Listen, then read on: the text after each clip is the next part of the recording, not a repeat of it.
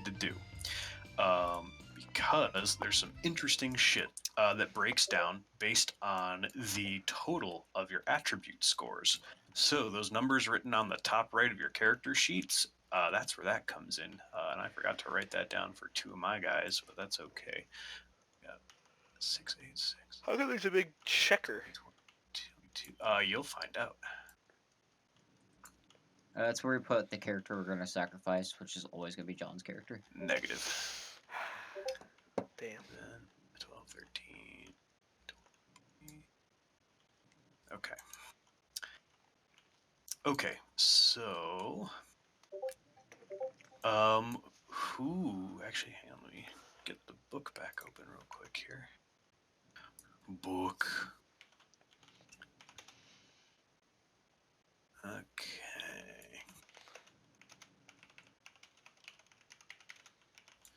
Da, da, da, da. Okay, so we need to divide our knights in half. 4 of them, actually, wait, there's 5 of us. Okay, so 5 of them are the ones that have the highest cumulative attribute scores. So let's just start laying them out. So just do a little math and just Definitely Caleb's fucking character. Huh? so we're spreading out the knights. We're gonna basically divide them in half between lower scores and higher. Actually, you know, this might be a little cumbersome considering we can potentially get to it later. So who actually has the lowest scoring character? John, what's your lowest? Like all of them put together? Yeah, so all of them put together, what is your lowest This one knight? has 20. This one has... So 20 is mine. Okay. Wait, 20? Anyone have lower than a 20? Did you do your math right, John? The accumulation of your attributes. Yeah, 9, 11, 20. I think John might have the lowest, honestly. One of mine has 20 11, as 14, well. 17. No, this one right here from Khan Who? is 11, 14, 17 right Why you here. guys on the ball? We all got our hands on it. 17 for Philibert the Strong. Okay. Anyone have lower than a 17? Double check your manses. Wait, Nope. lower than Nope. 17? Yes. No, 17 is the lowest. Okay. Oh, shit, hang on, I'm Mine getting are a call. 20 and 28. If my other sheet was in here, it'd be 21, but...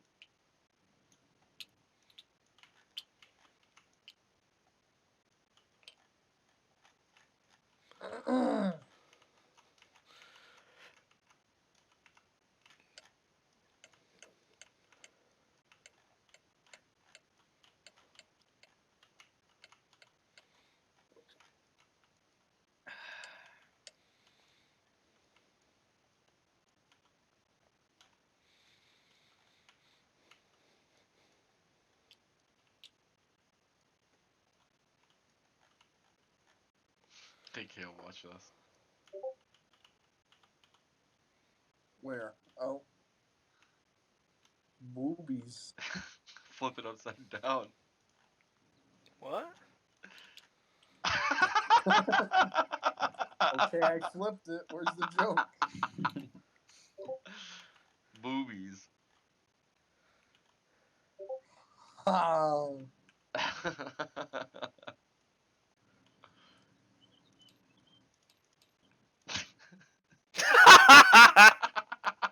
Whoops. Okay. Alright, so Philibert the Strong. Something very special happens for you.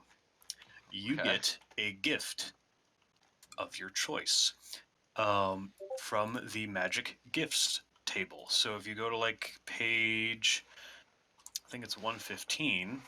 Wait, what are we basing this on? The character with the lowest attribute score gets a magical gift.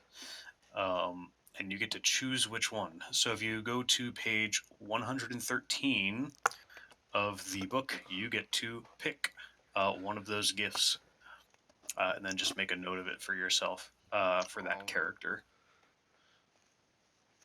What page did you say again? Sorry. 113. 113. The next page after that is all the Urbaja gifts. The one on 113 is all the Amborion gifts, which is the white magic.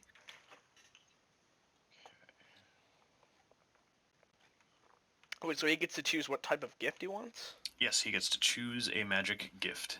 The rest of you have to roll if you have the opportunity of getting gifts, which is when you fill up your magic meter on the bottom, basically. Yes.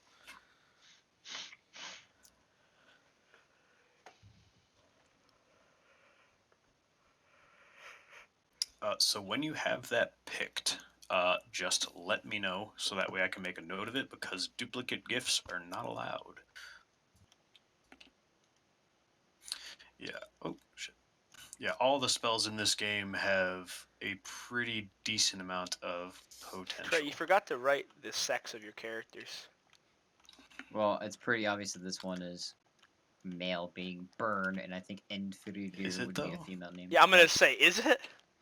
Okay, Yes. so now that that's taken care of, I'll repost the watch together so y'all can get this lovely, super chill Slow ambience stream. that definitely will last the whole campaign. I don't like where this is going. Or rather, venture. So, here's what we do now. You guys pick of your yeah, we'll do that. We're gonna go around, briefly introduce both of your knights, basically their name, their profession, maybe some physical descriptors, and then after describing, tell us which one you are going to play. So we will start with Caleb. So what do I have to do? I have to So just describe them? introduce both, and then tell us which one you're going to play them. Okay, this is Wolf. He's a nice fisherman. He's pretty old. He's a wizard. He's got tattoos all over his body. And yeah, he's a cool guy. And yeah. Okay, that perfect. Just nice and succinct. That is totally good. Next we got Otomar Kaspar. He is a gentry who's he's a black man, sort of like Onomaus from Spartacus. Those are with a- illegal. he fights with a whip, and he's very skilled with it, and he's very straightforward, blunt, yet caring for most people. Okay, which one are you going to play? Wolf. Okay, put this guy away. All right, Trey. Why was horse written on the top of the other one? 'Cause I As a get a Gentry, horse. he is a Gentry, and they are proficient in mounted combat, Oh. which is Okay. pretty fucking slick. It's actually really nice. So we have Burn. He's a medium height. His one describing feature is that even though he has brown hair, he does have a streak of blonde through it. To really describe him, kind of think of Dandelion from The Witcher, but actually able to fight, just not the smartest. There you go. Okay. You mean Jaskier in the show? Jaskier. No, I'm talking about the actual game, sir. Then we have Ingfridir. She is a scholar.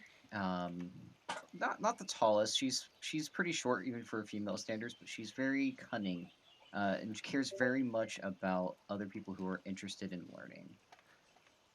And I'm going to be playing Burn for this one. Okay. For next time, don't forget to get Ingfrider's feature. It seems that is missing from your character sheet, but that's okay because you're not playing her this time. I will introduce my fellows. I have Ingolf Hilager. He's from Vamberga. He is a martial law person, brave and ambitious, but also quite a friendly fellow. Then we also have Heike from Rolk. He is a farmer, pretty humble fellow, but a bit intense when you talk with him. I am playing neither because I am the game master. You guys will have the opportunity to play them if you so choose in future ventures. Next up, Conlon. Alright, so first we have Philibert the Strong from Temarian. He is a traveling bard. He's not he's not a very tall person, but he is very short and stocky. But he is very strong. Uh, he He's a he flying also unicorn. since the only weapon he really knows how to use is a spear. After being attacked by bandits, he is a notable bard and a fierce spearman. Okay. Except you're not fierce, you're formal. Fuck. A It's formal okay. spear. Whatever. We'll talk more about your key event because I was gonna say I made that in like, yeah. that's all right. We'll get there. This is a complete breakaway from D&D stuff, so it's all right. Who's your next man's? So next we have Carlman Oswald. He is from Rolk. He is an outdoorsman and a wizard. He is very intimidating. Not intimidating. He's a very fierce warrior. He really knows his way around the land. And he basically, like big bushy beard, long hair, Nice. tall in stature. Kind of think of like who's the paper towel brand, the Brawny Man. Yeah. Think that, Mr. Clean. but Yeah. with a lot of hair. Oh yeah. And he's made an oath to defend the earth to his dying breath because the only thing he has left in his life is nature, since his wife and child were killed. Mm-hmm. Okay. And which one will you be playing? I'm gonna play as Carlman Oswald. Okay. And John. Uh,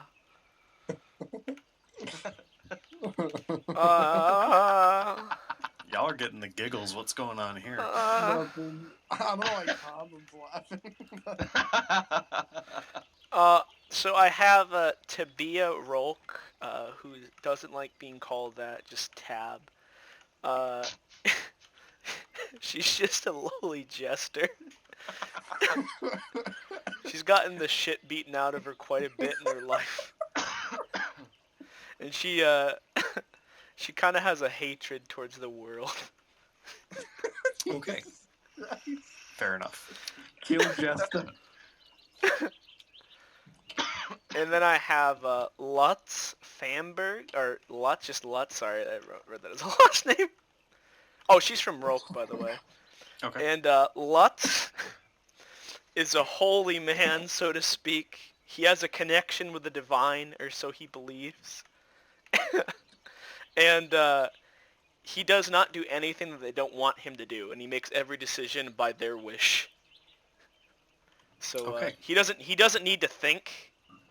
So he doesn't, He 'cause acts on his impulse because his impulse is the will of the gods, basically. basically. Oh boy, he's okay. And I plan on doing that with Chance. Like, what should I do? Okay. Fair enough. Who are you going to play? I think I'm gonna play Lutz. Might as well get him killed first, early. You're a bunch of crazy fuckers. Honestly, that's to be expected. Everyone here has come from some sort of traumatic background. Perhaps minus Conlin's other character, who's just like, I was a bard and I got hit by bandits, but I'm still chilling, yo. Yeah, Lutz Oh. wouldn't stop speaking about the divine and doing stupid shit. So his hometown branded him as a heretic and kicked him out. Or no, he was just told. His mind told him go to the mountains. So he went to the mountains, and he became a circle member. It's not very tragic. No, it doesn't have to be tragic. I guess so. It's right. usually encouraged just based on the tone, but if it's just like they just decide to abandon their society because just the gods in their head tell them so, that in its own way is certainly tragic. Not to mention the impact that someone with influence in a society leaving can leave power vacuums that are often rapidly and violently filled. So, here is the break. So, let's see, we've got Mans from Rolk, Mans from Famberga, we got Rolk and Spur. Okay, even spread except for Tamarion not getting repped. But we got peasant. We got peasant. We got outdoors Can you hear freeman. me okay? Yes. Okay, we got 2 freemen and 2 outdoor. Right, 2 freemen, 2 peasants. Okay. Interesting. I'm gonna have fun. So we're gonna get this ball started. So here is so each of your characters has essentially decided to go check out a local rumor. Basically, it's not necessarily that you've been commanded to go do something.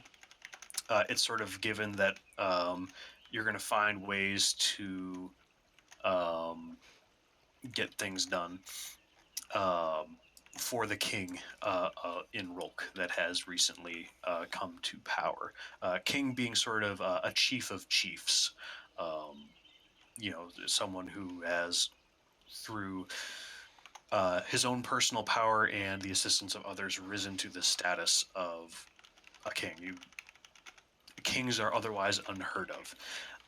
And all of you heard that there was an opportunity for Rolk, specifically the Circle in Rolk, to potentially expand its influence, and not too far away either.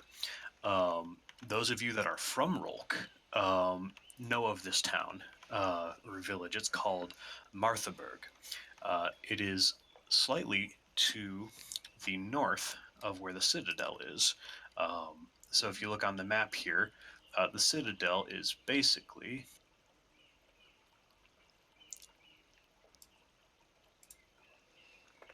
oh boy, Is it by the water?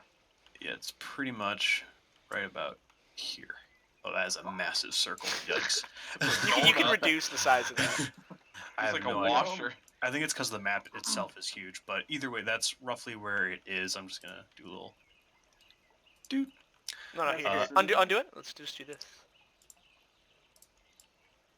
Oh wait, that isn't how that There you works. go. It's gone. Okay. It's okay. It's all right. Yeah. Again, it's just huge. Don't worry about it. So, that is where the Citadel is. You guys are going. Right about here. Damn it. How do you It's make a it fairly smaller? short trek through the mountains, as far as you all know from your travels. Like being... What land is this? Is this still Rolk? Yeah, the Yeah. Rolk is the mountains and the coast to the east. There's no real good demarcating of states, because even then they're not really states. It's sort of like its own just, oh yeah, the land sort of looks like this now, and this type of people hang out here. This clearly must be Spur. Similarly for the rest of them, like, oh, those weirdos in the mountains that suddenly have a king now. Oh yeah, this is Rolk. Whereas Femberga is, oh, we're pretty deep in the woods and there's a lot of smoke rising in the distance. Clearly Femberga. That's generally how you know where you are, sort of changes in landscape rather than crossing a specific boundary. Who's this guy? It's just an illustration that I did. Okay.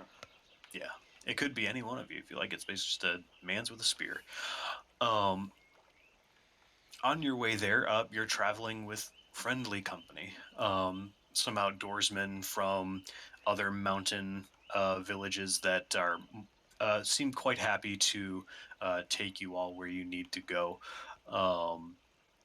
And you heard rumors that there was an opportunity for Rolk in this place specifically. It seems that rumors that there is a notable merchant that's causing a couple of waves over in this town might be worth looking into. You travel for a couple of days, and you note that the scout that had been traveling with you and leading the way through the winding trees eventually is just like, yeah, place is going to be up ahead, maybe 2 miles, about an hour away ish. You'll see it, big communal farm. You'll know the place. And then he basically just disappears into the woods, presumably going back to the village that he had come from, leaving you all to your devices. Yarr. I don't like being this far away from the sea? You are very quiet, Caleb. Like I don't like when you went full Is that Willem Dafoe intentional? there. Can you hear me? Yes, Kinda. you're just got very quiet. You just go. Yarr. Grr. I don't like being this far away from the sea. That's the voice you're going with? I.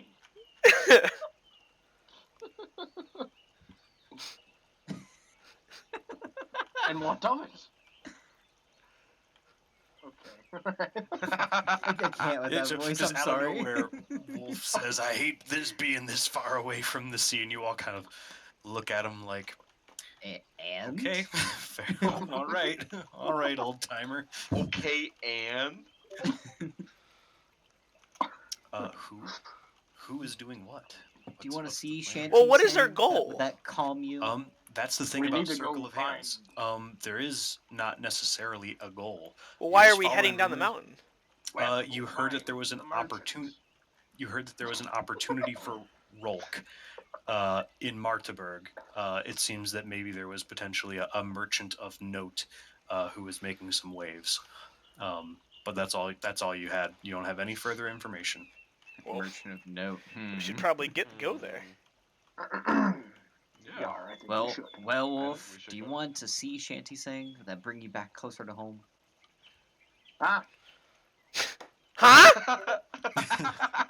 You got to speak up, me boy. I don't have Alright. the best hearing. See Shanty? I'm not a sailor boy, I'm a fisherman. Well, I mean, what kind of music do you enjoy then? You're still at sea. No, You don't go fishing on land. What are you talking about, man? I believe we do have some very low wits people in this party. Just as Yes, a- we a bit of do. an- I have an 8. Oh, I you have have an an 8? Oh shit. Come I have the a- smartest person. Oh my god. Trey and I are fucking dumb. Meanwhile, Lutz is a bit of a. That's the thing, though. Lutz Lutz is a bit of a doesn't dumb- need to think. It's not necessarily. He does as he's told. Yeah, wits is also about just being aware of your surroundings. Like, oh, keep your wits about you. That's essentially where wits Oh, comes from. did I forget to mention that as long as that Lutz believes as long as he follows the divine, like in their orders, he cannot die. Okay, good for him. So that's not very intelligent. What are you guys doing next? We're I'm trying to heading figure out if Wolf towards wants the a song sang. I don't want to sing no damn song. I want to get to shelter. Well, you don't have to sing it. Hmm? Oh, never mind, Grumpy old. I can't hear you, son. Speak up. Let's head to that farm thing. The town? Yeah, let's go to the town. The village? There are Yeah, many the barns village. and towns. The conglomerate? Chris, just take us where we need to go. Yeah, Will let's do. go. You Let's have go. your moment. I'm just making sure you guys have your little moments. How long do we like know each other, right? We're all not strangers to each other. We've you seen each all other around were the base. You all were trained with each other by the circle at varying times, depending on when you all decided to show up. But you guys are the veterans, essentially, of the circle. You are the creme de la creme, as it goes. Yeah. So you guys know of each other, at least perhaps by reputation, maybe rumors that you've heard about each other, but this is the first time that you are actually actively engaging in a shared venture, basically. So you extended conversations with each other. You know, perhaps this is the first time you've even heard each other speak. Who knows?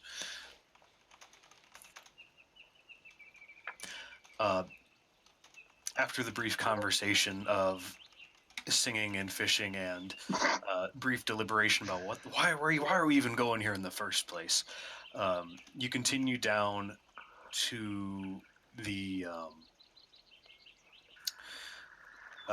village, and sort of along the path that is worn into the trees, you eventually make out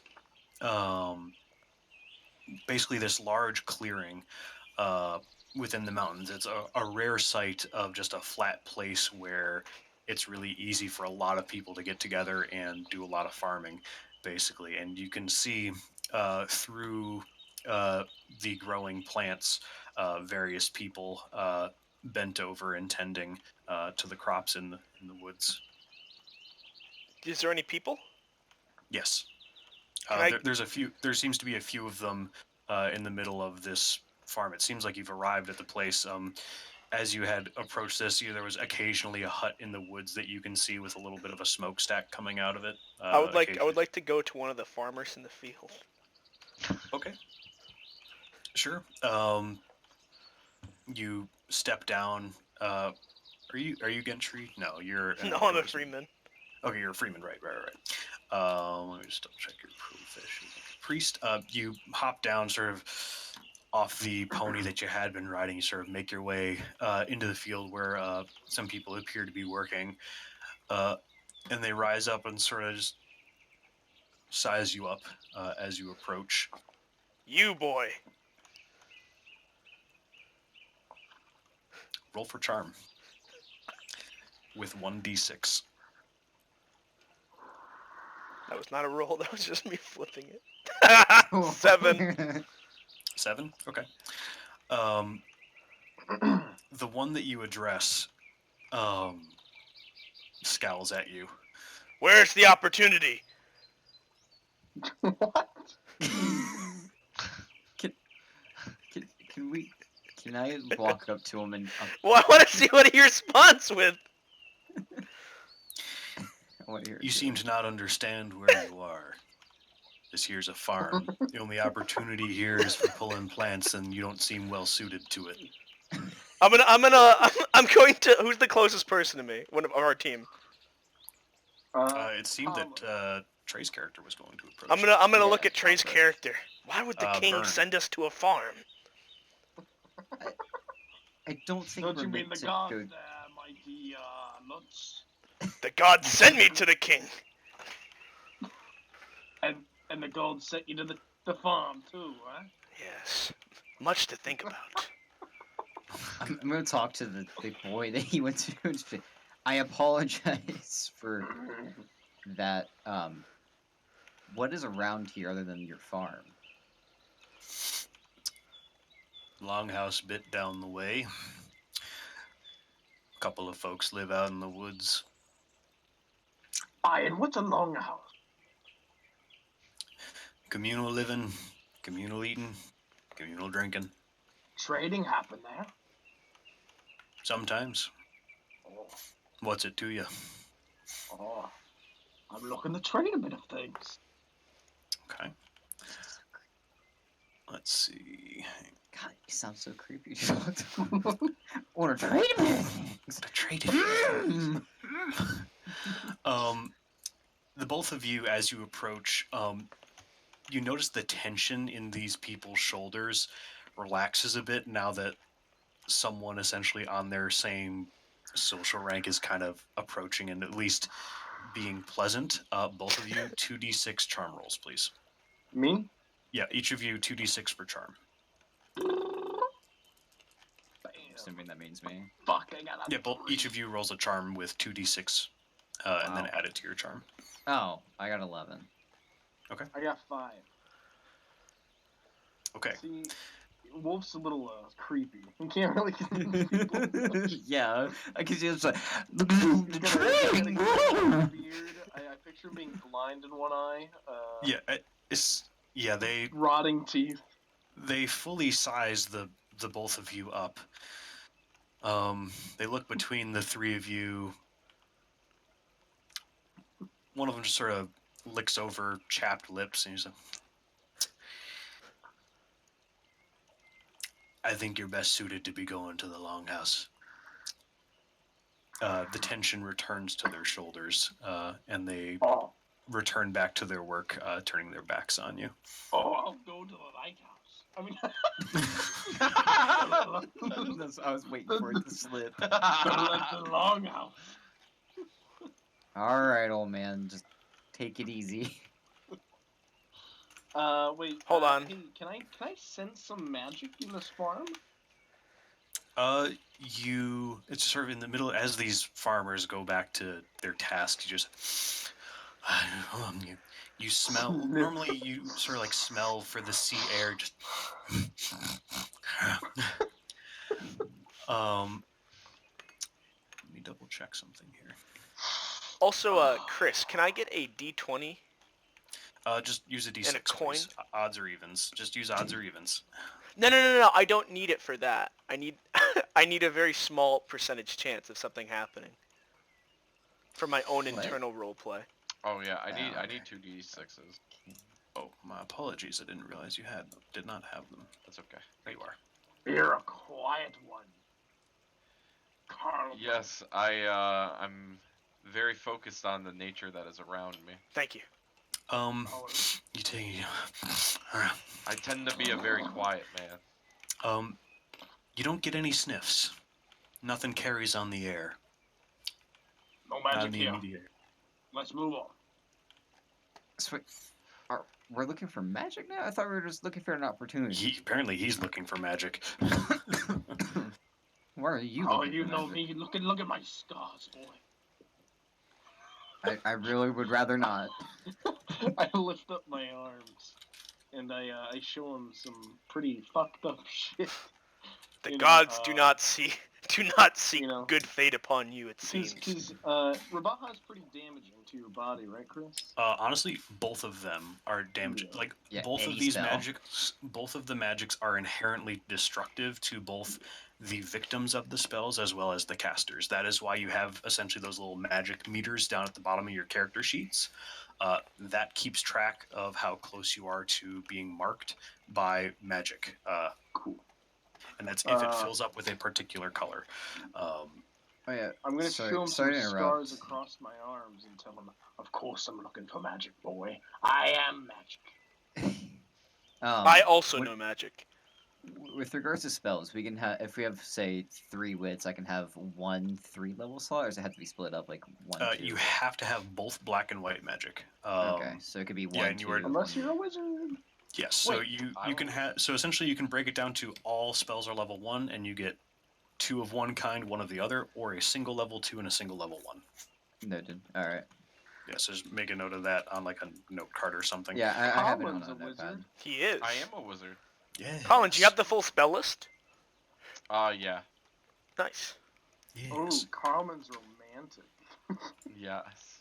So, speaking of wizards, wizards certainly look the part. Wolf, you absolutely have been looking and acting the part.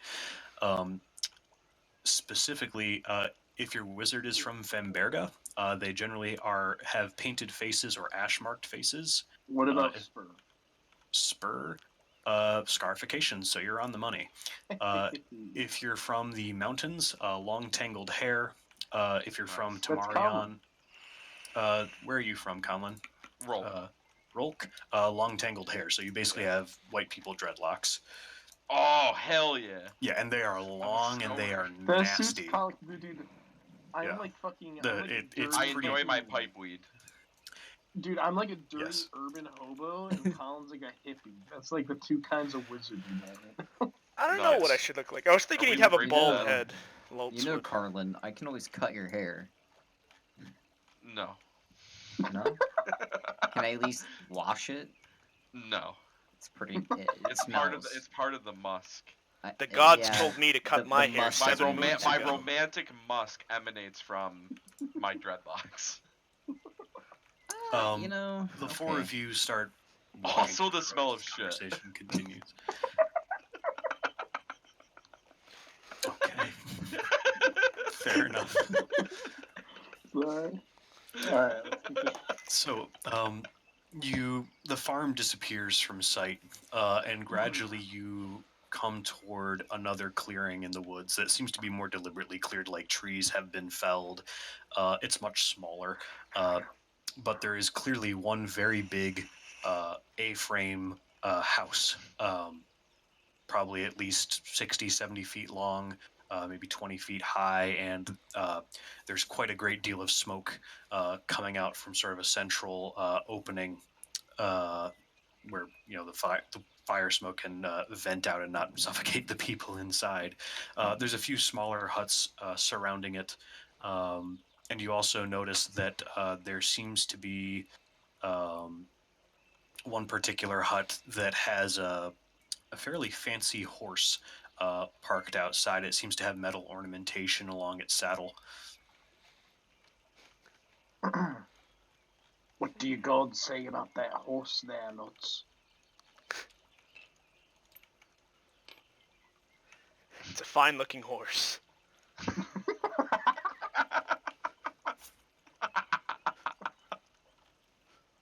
Very shiny. I'm gonna look over to Burn. What did you do before this, Burn? I forget. Well, I sang in taverns.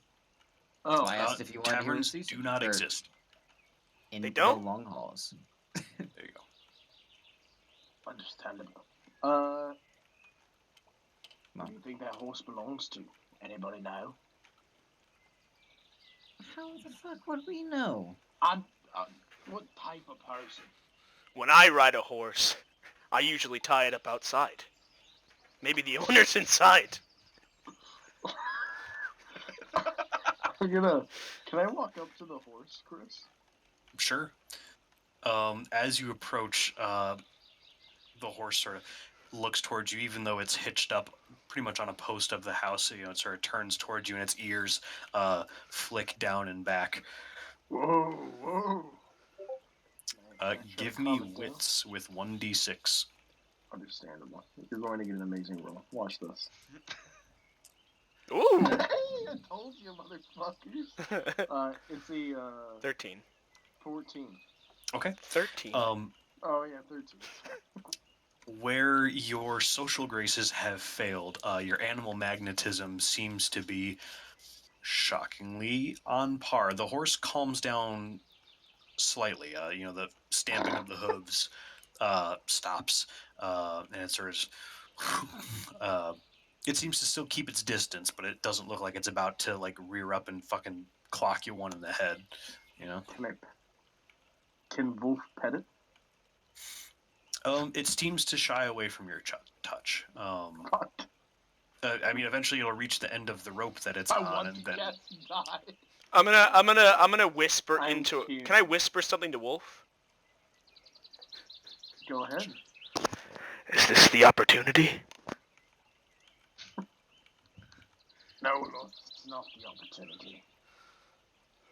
The horse is like it's posted up right by the longhouse, right? Or is it just a house? It's posted up right by the longhouse. Yeah, it's like a little. It seems to be just hitched up right outside. It might have been that whoever came here traveled in quite recently, or hasn't possibly gotten a place to stay permanently quite yet. This might be a person worth looking into, whoever owns this horse here. Might as well get inside then. I'm gonna walk inside. Yeah? Okay. Yeah, let's go. The interior of the longhouse is quite well lit. There is a long fire going down the center of the building. It's kept fairly low right now, but the place is pleasantly warm, and you realize how sort of like the general chill of being in the mountains had sort of set in. You're like, oh, fine. You rub your hands and like, oh, this is nice. There's a couple of people around. Mainly, you noticed one person that is clearly not from among these people, especially you peasant folk. You realize that most of this village seems to be based around sort of communal farming and perhaps another sort of shared task that they all contribute to as a majority. One person stands out. He definitely does not have broad shoulders, much more slender of build, and he's got some fancy metal ornaments around his shoulders in sort of a necklace. And he seems to be seated at a table, drinking from a mug. He seems to be high social rank. Let's see Oh, what it absolutely. says. Merchant. Absolutely merchant. Professional. I'm gonna You may be able to I'm sell gonna- your things to that man. I'm gonna elbow Carlman. Carlman, What's up? friend? What's up? Listen to me. If I walk up to that man, he won't even speak to me. He won't even turn and look me in the eyes. Look at me. Would you talk to me, Carlman? No, you're an ugly motherfucker. You're talking to me anyway. So listen. You go up to him. You're a charming man. You know. You got a nice look about you. Wait a You second. go talk to him.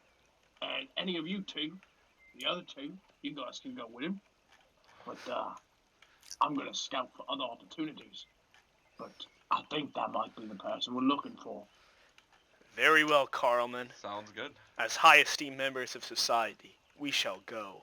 You're not that. No, you're not that. Okay. Yeah.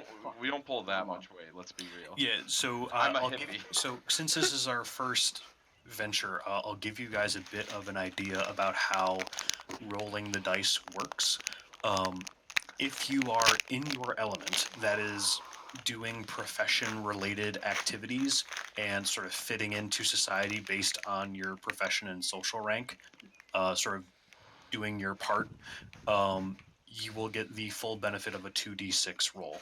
If you are out of your element and you haven't taken the time to sort of establish yourselves as trustworthy, basically, especially with charm, you only get 1d6. And that will generally mean that you'll probably fail your roll and people won't trust you. And in That's what I extreme told- cases, people will try and kill you. So, That's why I told Colin to go up to him because he has the highest charm. so it's not necessarily just charm, because he can still possibly only roll 1d6 if he doesn't behave in accordance with his social rank or his profession. So thinking about it this way, how does a priest approach someone? That's what I was gonna say. Like, I think John should try to be like, kind of like, pull like a Mormon, you know, like, you know, going door to door, kind of.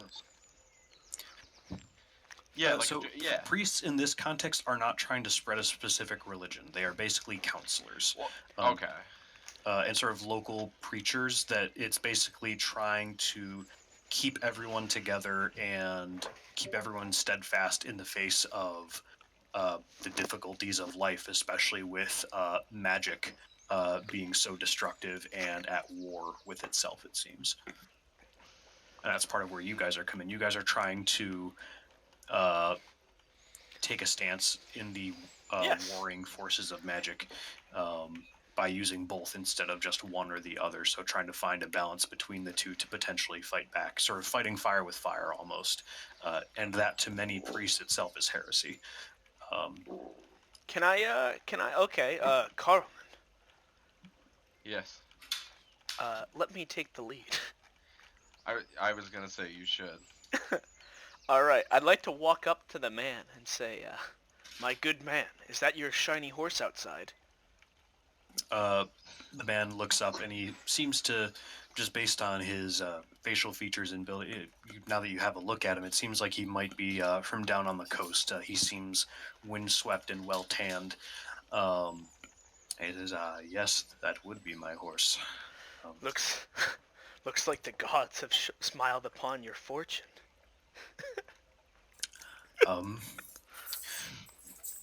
Perhaps. I suppose. May I ask who you are? I haven't seen you around. I am Lutz. I'm new in town. This is my friend. His name's Carlman. Oswaldman. By the way, I purposely got your name wrong. Like, just like him not knowing your name. Okay. Yes, I am I'm an outdoorsman who. Who is a wizard. I am fierce and have an emblem. Never mind, just go. Oh, No, it's okay. So far, so good. You can just basically just sort of nod, Hello. like, "Yep, that's right." As Or just us stare at being him us fiercely. being new in town, could you give us some info about this place that we've ended up in? Give me a charm roll using 2d6. You've successfully been social.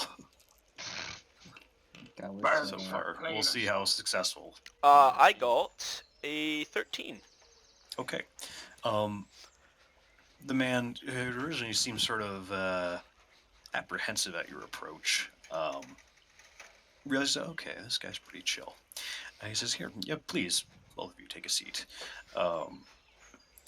This place is quite rife with potential, I would say.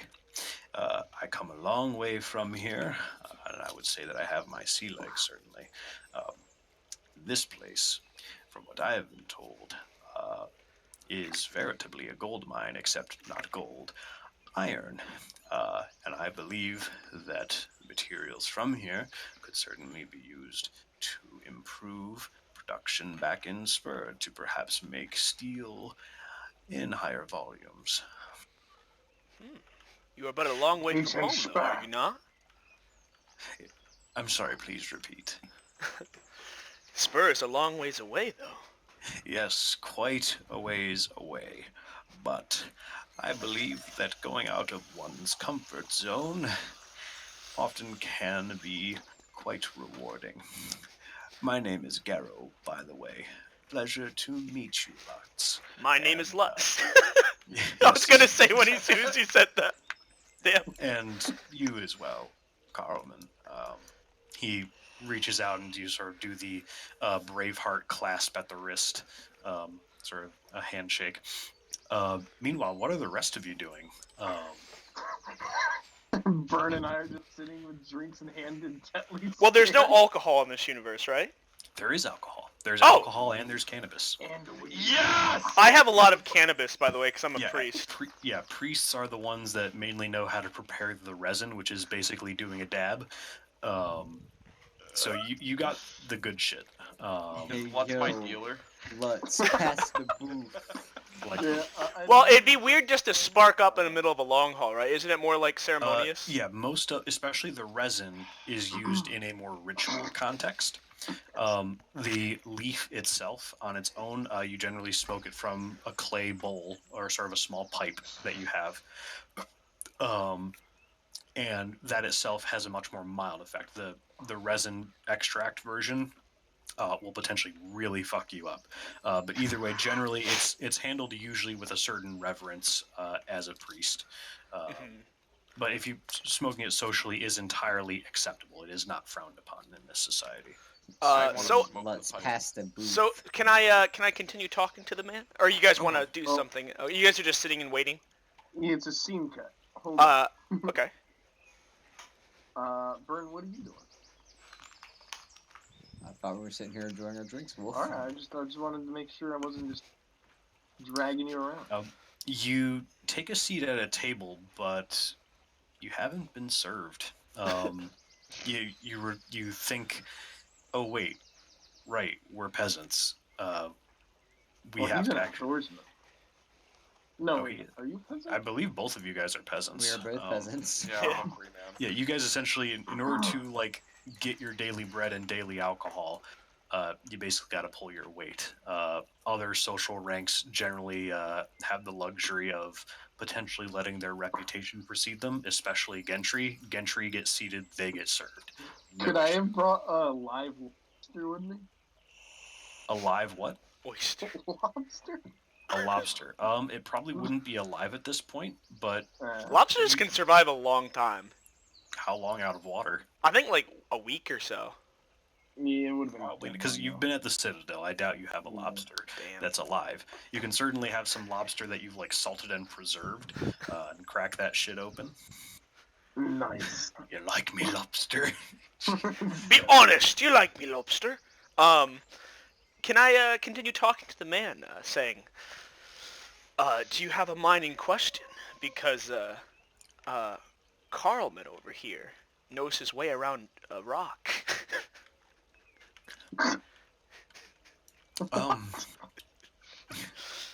I see that you seem to be around, at least from roughly around here, Common. Perhaps you could aid me in prospecting. I'm not so good at extracting the stuff myself, but moving the product, establishing relationships, and managing things is much more of what I'm able to This do. could be an opportunity, yes? I'm gonna wink at Carlin. I agree. I wink back. What'd you say? I said, I agree. I wink back. Sorry. Garrow seems to be awaiting a response from you, Carlman. I said that you're good with good with a rock, but basically he's trying to suggest that you're an outdoorsman, so maybe we could find the mines for him or some shit. I don't know. Yeah, I agree. He claps his hands together and rubs them. Wonderful, wonderful, wonderful. Give me a 2d6 charm roll. Me or Conlon? Actually, no. You are doing what he wants. So you actually don't have to roll. This dude likes you. You're good. He waves his hand over to one of the peasants nearby that appeared to be serving alcohol, and just with a snap of just drinks appear on the table, and he toasts the lot of you. Meanwhile, across the long hall, the two other peasants are sitting at their table, Burn and Wolf. Is there a barmaid? No. There appears to be a peasant that has taken care to serve people who are doing their thing across the way. But it doesn't seem to be that anyone's taking orders. It's just you just get served whatever's there. So is this if kind of you like a come to work. hotel / like server, like restaurant type thing? Like people stay here? Sometimes. A longhouse is a place where in the evening sometimes people come to gather and be social with each other after a long day of work. On top of that, like, it's not like a restaurant where you order food. It's just like you come here and everyone is taken care of. So can I ask, where are you staying? Well, can you also remind me? I'm gonna write down his name right now. But what is his name? Gero, Gero. So Gero, where are you staying? I've been having trouble getting lodging. It seems that the locals do not take kindly to my presence. It appears that many of them think that I'm going to exploit them and their land and plunder it without having any of them reap the rewards, even though I've explained many times that the abundance of resources from Spur is more than capable of being shared. We can help build some roads, get them better tools, but they seem to not want to hear any of it. They seem not to trust me whatsoever. Your people use those shiny rocks, yes? Shiny rocks, what do you mean? Like currency is what I meant. They essentially use brass tokens as sort of a means of an IOU. It doesn't actually have value anywhere else. Oh, so it's like a check. Yeah, and it's really only used between people that know and trust each other to make good on it.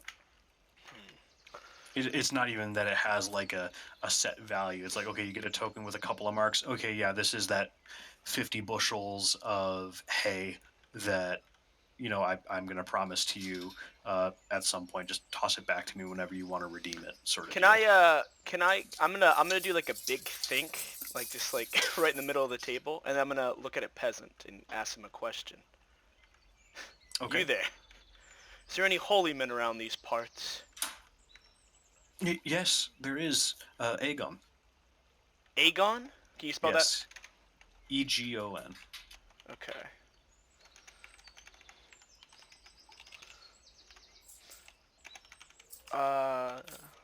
Hold on. I'm just putting down some notes. Well, I'm gonna look back to Gero. Gero, I don't know if you know this, but I am the holiest of men. He sort of chuckles and frowns like, okay. Perhaps, go on. perhaps we can gather lodging from this holy man and get the peasants on our side. That would be quite agreeable. I would appreciate that. It seems you are much more adept at negotiating with people a bit closer to the earth. I don't know about that. Earlier, a farmer yelled at me. Mm. Anyway, yes, across the way. Well, I was gonna ask, is there like games to pass the time that in this world, like little like bar games almost? Uh, Like Not so I'm much. assuming arm wrestling is a thing, but like yes, you can absolutely arm wrestle. If you potentially want, by the way, just as peasants, at least in this situation, um, if you want to try and get in on things and understand things, you could just say, look, we're gonna do some work around this place. Just help with food prep in the back, or just pass out drinks to those that come in when they do stuff like that. Because peasants are very good at getting deep in the cogs of the machine, if you want to think about it that way. Whereas folks in higher social ranks generally don't even consider the inner machinations of what really makes a society roll. The exception being some of them, like a merchant or a priest, that are fairly in tune with the lower rungs of society and trying to keep them all together.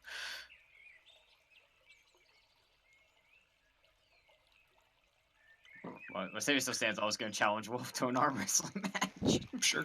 Okay. Oh, you boy, you don't know how many times I've done this.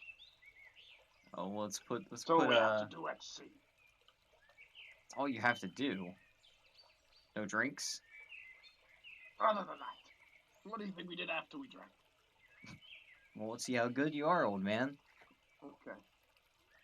Okay. Here's what's going to happen. Each of you is essentially going to do a clash. Who is instigating the arm wrestling match? I am. Burn has challenged me. Okay. am You will have the advantage dice. Fuck. I think it's so- huge. Yes. Yeah. Yes, it is by design. So, each of you is going to make a commitment between attack and defense, or slash Oh, offense. yeah, I remember and this. This is a defense. really cool combat system. So, Okay. boom. So you are going to make a commitment. Double your quickness, and then you allocate that to offense and defense. So, for example, Trey, your character's quickness is 7. Yeah, so I'll have 14. Yeah, 14. You get to split that between these two. Well, you're supposed to do it in secret, but okay. Yeah, Oh. that is true. Actually, I was more so just illustrating. My apologies. So, just Well, if I anything, would- just I would cheat. note it down. on Because a you're piece of- battling each other, so. Okay, that makes a Yeah. little more sense. Okay, let me attack, defense. All right, I'll put down my numbers. Just message it to Yeah. Chris. And otherwise, we no, can no. just do it on the board if we're fighting, like, So NPCs and stuff. don't mention it to me. Got it. We'll eventually have a reveal. Basically, just on a piece of scratch paper, make that split, and then each of you is going to roll the dice. Do I roll all 3? Yes, because you are the one that is instigating.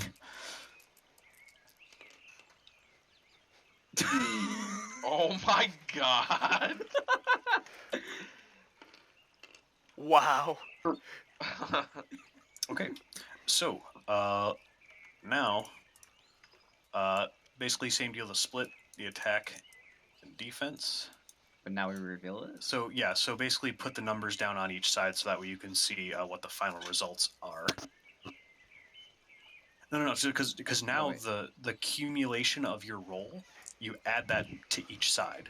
Oh. Oh. So that is the final attack and defense result Okay. split.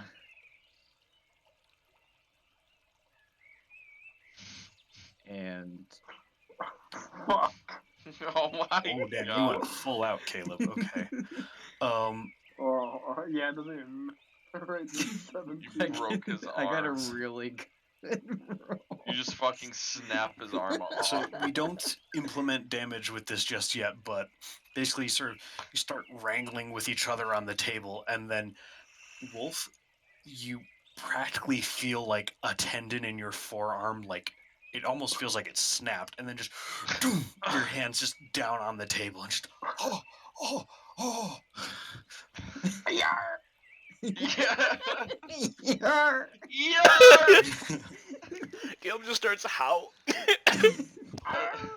Well, it looks like all those years at sea did you no good, old man. What do you do with those hands, Bard? All I do is sing and play the instruments. Oh, don't give me that. You must have a strong arm. For some reason. Perhaps you want to make it best 2 out of 3? No. No. You bested me. Go about. Someone bursts in from outside, a woman, and she seems to be very combat ready. She's got a shield and a spear at the. She's sort of looking about. What's going on? Oh, Oh, I just beat this old timer in an arm wrestling match. Nothing to worry about. Okay. I told you we can make it 2 out of 3. No. Each of you make charm with 2d6. Oh, shit. You're about to get kicked out. But you have 2d6. You are behaving as peasants do in your own way, especially as a low entertainer. This is your jam, is arm wrestling people and being entertaining in that regard. 13. 13? 8. 8. Okay. The woman looks over the dirty seaman wizard. And seems to Demon wizard. as fisherman. The fisherman wizard sort of recoils back slightly at like the crooked smile that he gives her. Just, ow. Meanwhile, Burn, she seems to kind of get it, and then she sort of rolls out her shoulders and blows some air out of her nose and sort of shakes her head. Well, before you go, how about you join us? You could take on the champion. You seem ready for a fight. Well, he's a jester. Okay, so he might be. It'll work off some steam. She sets the spear by the doorway, puts down the shield on top of it, rolls up her sleeve. She's got fairly slender arms, but taut with muscle. Now, before we underneath it. start, what is Wiry. your name? Heidi. And yours? Burn. Nice to meet you, Heidi. Nice to meet you. You. No hard feelings, however this ends. You'll have to beat him, Heidi, for me. Okay. As she sits down, you've got your arm on the table ready for her to grasp it, and then all of a sudden her grasp is just on you.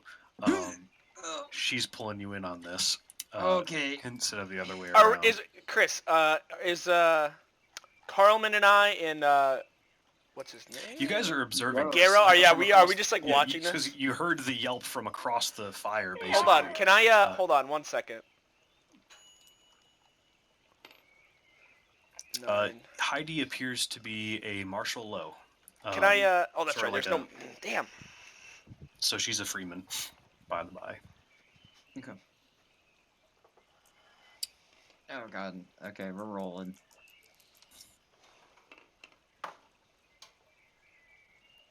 Alright, you ready to reveal? Yes. Uh, Alright, so.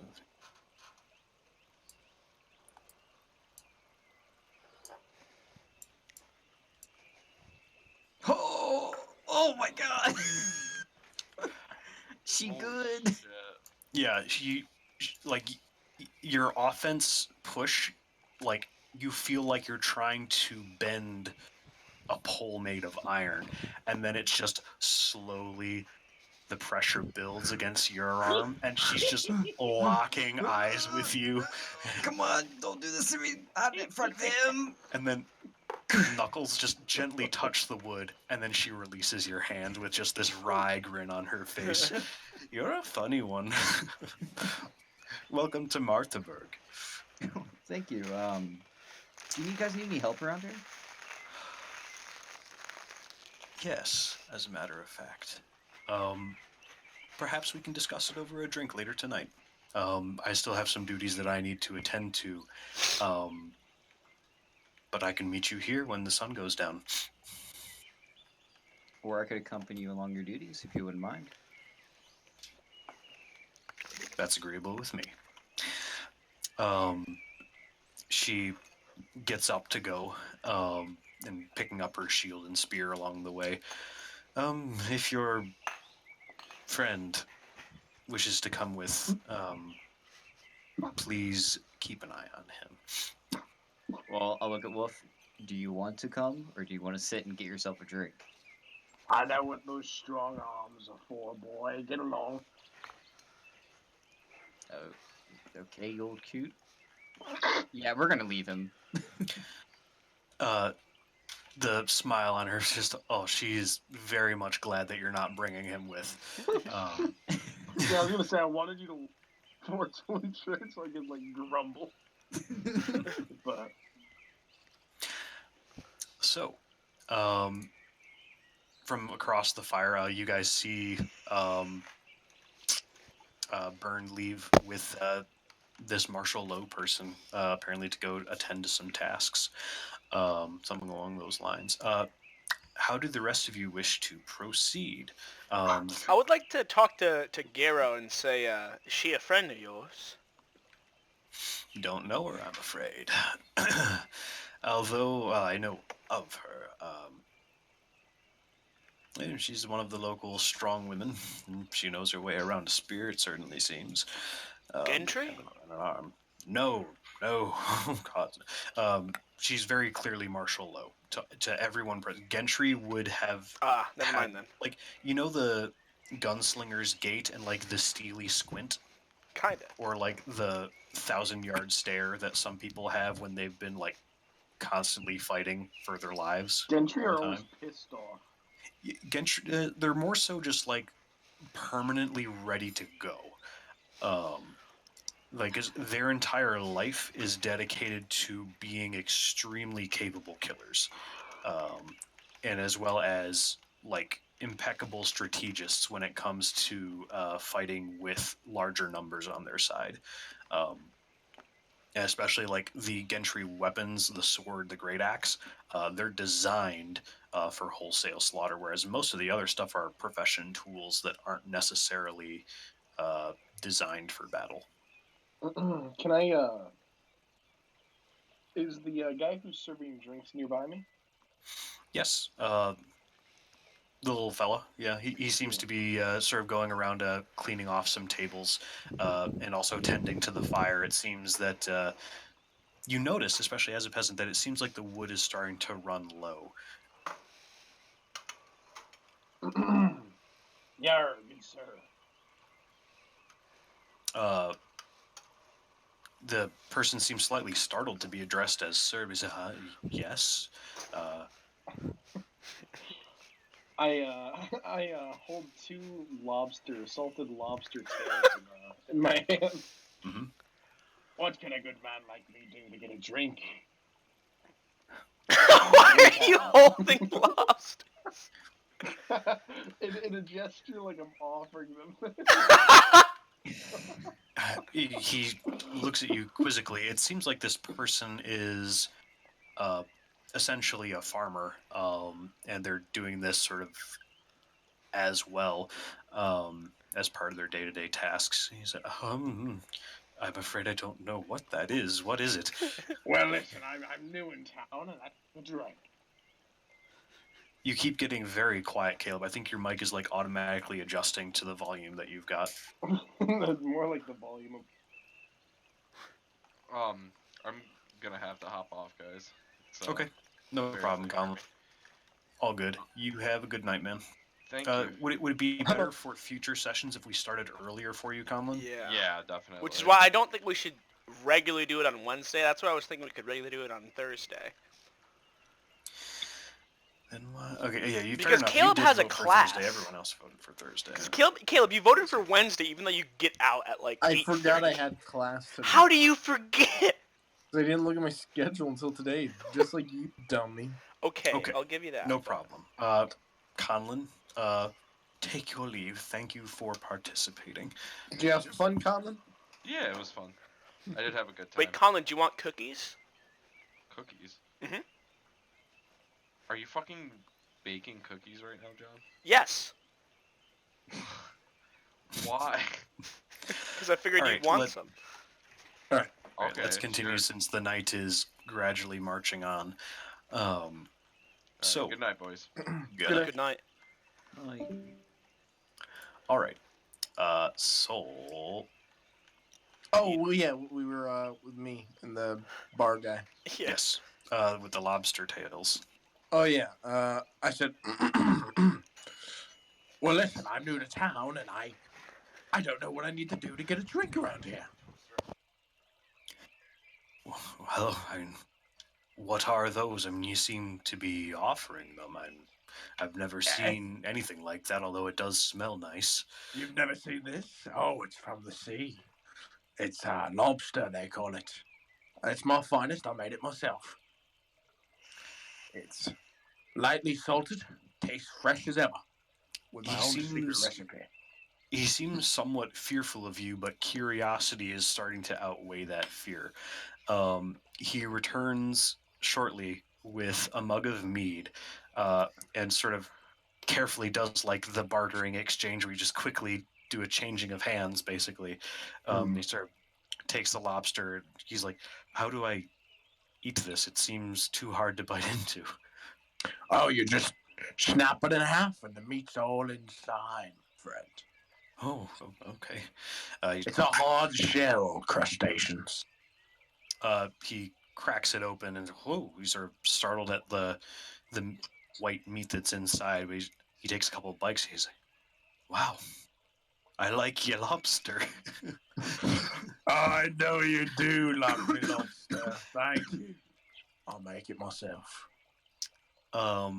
He says, "Quite good. My name is Seabart. Nice to meet you." Seabart, you can call me Wolf. Wolf. Okay. He sort of smiles nervously, but seems to somewhat relax around you.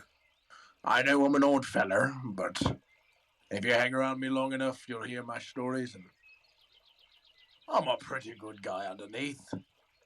I think. I think.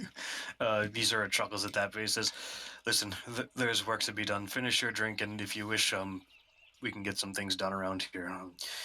Oftentimes, a peasant not doing anything sooner finds his head rolling along the ground, depending on where you go." Boy, do I know it. Thank you. All right. The meat is good. He's nice. All right. Cool. We're gonna cut that scene here. The three of you that have been talking with Garrow, No, it's Continue, just sure. me now. Remember? yeah, just you and Garrow, sit, drink, make merry. Burn, you go off with Heidi as she tends to basically sort of tending to structures, making sure that everything, minor repairs in building from weather damage, and things like that. Sort of entertaining along the way, as you like. Meanwhile, Wolf, you and Seabart basically tend to chopping wood for the night. It's dull work, but it's work that needs to be done nonetheless. He teaches you how to sort of hold the hatchet properly, but realizing that it's not really your forte and realizing that, oh, wait, this man knows how to cook, he quickly sets you to food prep, because at least you know your way around a knife. Well, I do. Yes. Garrow, fucking I'm forgetting the name of your character. Lutz, right? Character's Lutz. Let's put this in the use character for now. All right. I was hoping that we could go to that priest and get lodging there. Okay. Yeah, right. You guys were gonna go and do that. So we'll start up with that. As the day sort of gets on. Well, what about Trey? Shouldn't they go first? Because I imagine we'll spend most of the day drinking, and then Trey will be out doing patrol with her. So. Sure, fair. So Trey, what would you like to do while you're spending time with Haida? Uh, so Heidi, what can you tell me about this? Or Hilda? Haida. Haida. So Haida, what can you tell me about the village? Well, we're fairly humble folk. Things have been difficult lately, especially with that merchant friend that other priest was getting along with. He's been very persistent in trying to get the farmers and outdoorsmen to cooperate with him to show him where the iron is. Most people push him away, but he's been gradually getting on our nerves, and I feel that he will likely not be long for here. But particularly, I don't care. It's none of my business. I have other things that I need to attend to, and if he does try and start a fight, however, I'll likely put a spear through him. I love the confidence. I mean, what about you? Tell me a little bit about yourself, maybe your family from around here. Yes, born and raised right up the hill. She points a bit of ways up the mountain, and you can vaguely see a little column of smoke rising, probably about a quarter mile away-ish into the woods. Not even like there's a path that she's pointing to, but sort of just that direction. We've been living here for quite some time, and we all do what we can to keep along. Mother and father are farmers, but I got along well with a Gentry that lived here before he passed. His name was Torben.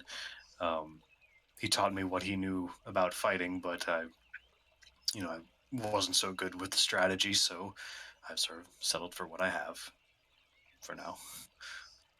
So you told me that the entire town is, on edge per se with that gentleman. How come you guys just haven't kicked him out already? We had initially hoped he would go away on his own when we rejected his offer. I suspect that the farmers are going to try and do something about him quite soon, though. And I know you said that you have other matters, but it seems like a fairly big matter. You sure you don't have any say in it? I mean, what would you prefer? The farmers, this is their land. The outdoorsmen, this is their land. I merely take part in defending it, and they are more than capable of handling it on their own. Personally, I stay away from merchants. I don't quite like I don't like at least him, but I have other business elsewhere, and if it escalates and it seems that my people are in danger from this man who doesn't even know how to fight for whatever reason, then I'll help out. But I have faith that it will handle itself. Understand. I had something. I'm trying to think. 1 second. This is sort of in the middle of, she's just hammering some boards in on the side of a house where it seemed that bits of it had kind of fallen, or weaving wattle rather to fix a fence, just sort of going around and fixing things up for fellow citizens, basically, or denizens. Yeah. I can always help you with this. I know I said I'd accompany you, but 2 would make the work go faster. Can you play a drum? I don't see why not. I played multiple instruments. Some drumming then would be nice. I have this handled, and even then, you don't seem well suited for construction. I don't wish to bother you with that. Well, good thing I love instruments and I love songs, so Good. You settle into a comfortable rhythm to sort of help the time pass as she works. Um, as you guys are sort of passing between these huts where families seem to have their own little personal farms, um, you do get the idea that a lot of these folk definitely are tense, especially as a peasant viewing them. Um, you definitely see that they seem quite worried. Uh, just in their body language as the conversation between you happens. Um, yeah, it seems like they're potentially worried about their way of life being threatened by this merchant person. Especially Spur has a reputation uh, of raiding just as much as Femberga does. However, they usually raid by boat, and to see someone from Spur, even on their own, coming and doing this, uh, it seems that possibly to them it might mean that there's more not far behind. Oh, I was actually gonna ask her. So did he not come with anyone? Not yet. Not yet.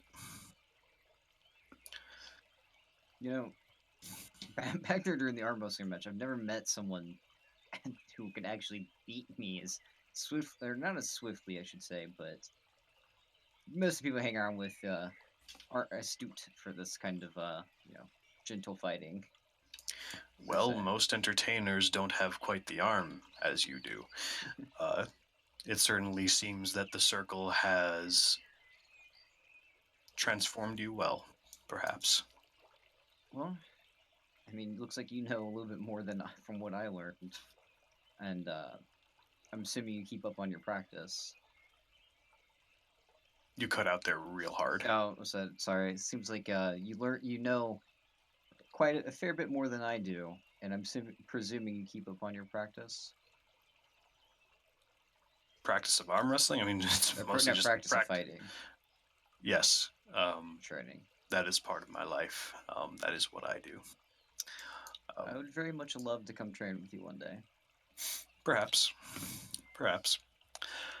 Um, at the very least, I can offer you lodging if you find none elsewhere. Do be careful in the woods, though. Never know if a wolf's gonna come around. I shan't worry. I have my fierce shield maiden. She smiles at that. And eventually, just sort of the day sort of winds down. Anyone else want to do anything in particular? Yes. At the height of our drinking, I'd like to continue our conversation with me and the merchant Gero. Yes. So Gero, Yes. you want the resources in these hills, Yes. but you don't seem the means to be able to go about getting them. I personally do not. Well, I have a been... proposition for you. Go on. You see, those men I walked in with, including that old sap over there. Caleb, what are you doing as I say that? I'm chopping meat. Yeah, he seems to have gone and like he's no longer at the table, and you Oh, can hear. Chopping that Well, meat. never mind. If Yeah, I anything, forgot. from like the other side of the wall, sort of in a back room, you can just hear him gobbing away with fellow peasants, presumably, working on food. He's like, I told you about the tale about the seed. Have you heard of the King and Rolk? I'm afraid I am not familiar. I've heard rumors that some strangeness was going on in this place, and that's part of what drew me here, because a chief of chiefs certainly would need resources, iron, steel, to potentially amass an army, I would think. I mean, I don't know what else a chief would do besides gather an army. Well, I can tell you for certain that that chief, my king, would definitely appreciate that iron. So as my proposition, we can assist you in securing these mines and the shipment, and you make sure we're well supplied. Hmm. Just a little ways away, we have a castle in the mountains. That's what the locals have been talking about. I see. Hmm. Very curious. Perhaps give me the night to think on it. I think that could be very profitable, potentially, yes. Understandable. About securing you a house to sleep at. How about we go to that priest? Yes, yes, let us do that before it gets dark. I still do not know my way around these foothills, and I nearly twisted my ankle the other night. Um, no one mentioned where he was at. He sort of strokes his little, like, chin beard and starts like, oh, I don't know how we'll find him. It seems like no one would I'd be like to willing go. tell me. I would like to go back to the kitchen, Mm-hmm. and I want to look at another peasant and say, "You, where is Aegon?" Sort of, it seems to be the same one that Yeah. is currently working with Wolf, and you just Wolf. I'm presuming Wolf that you're just talking his ear off about Tales from the Sea and the biggest fish that you ever caught. Yeah, and Oh, you wouldn't have believed this, boys. I fucked the mermaid once. You see, Siebert is the peasant in particular. Ah, yes.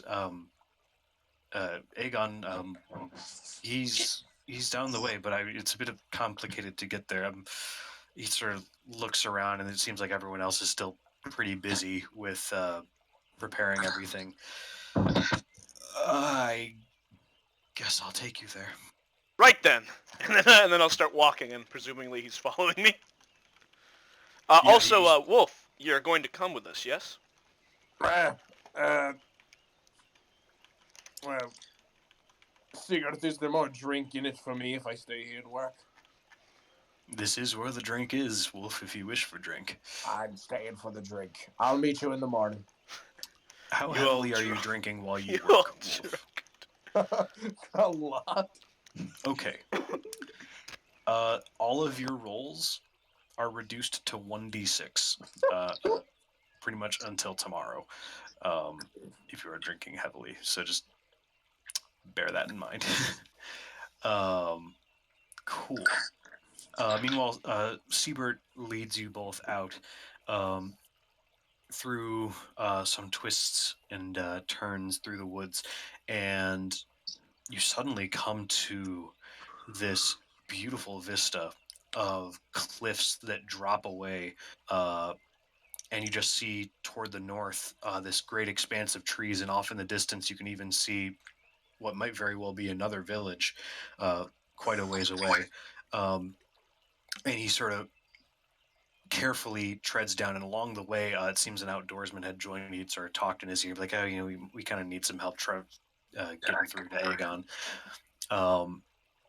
And you eventually come along this sort of very barely visible footpath along this cliff that eventually comes to a hut perched on the end of it.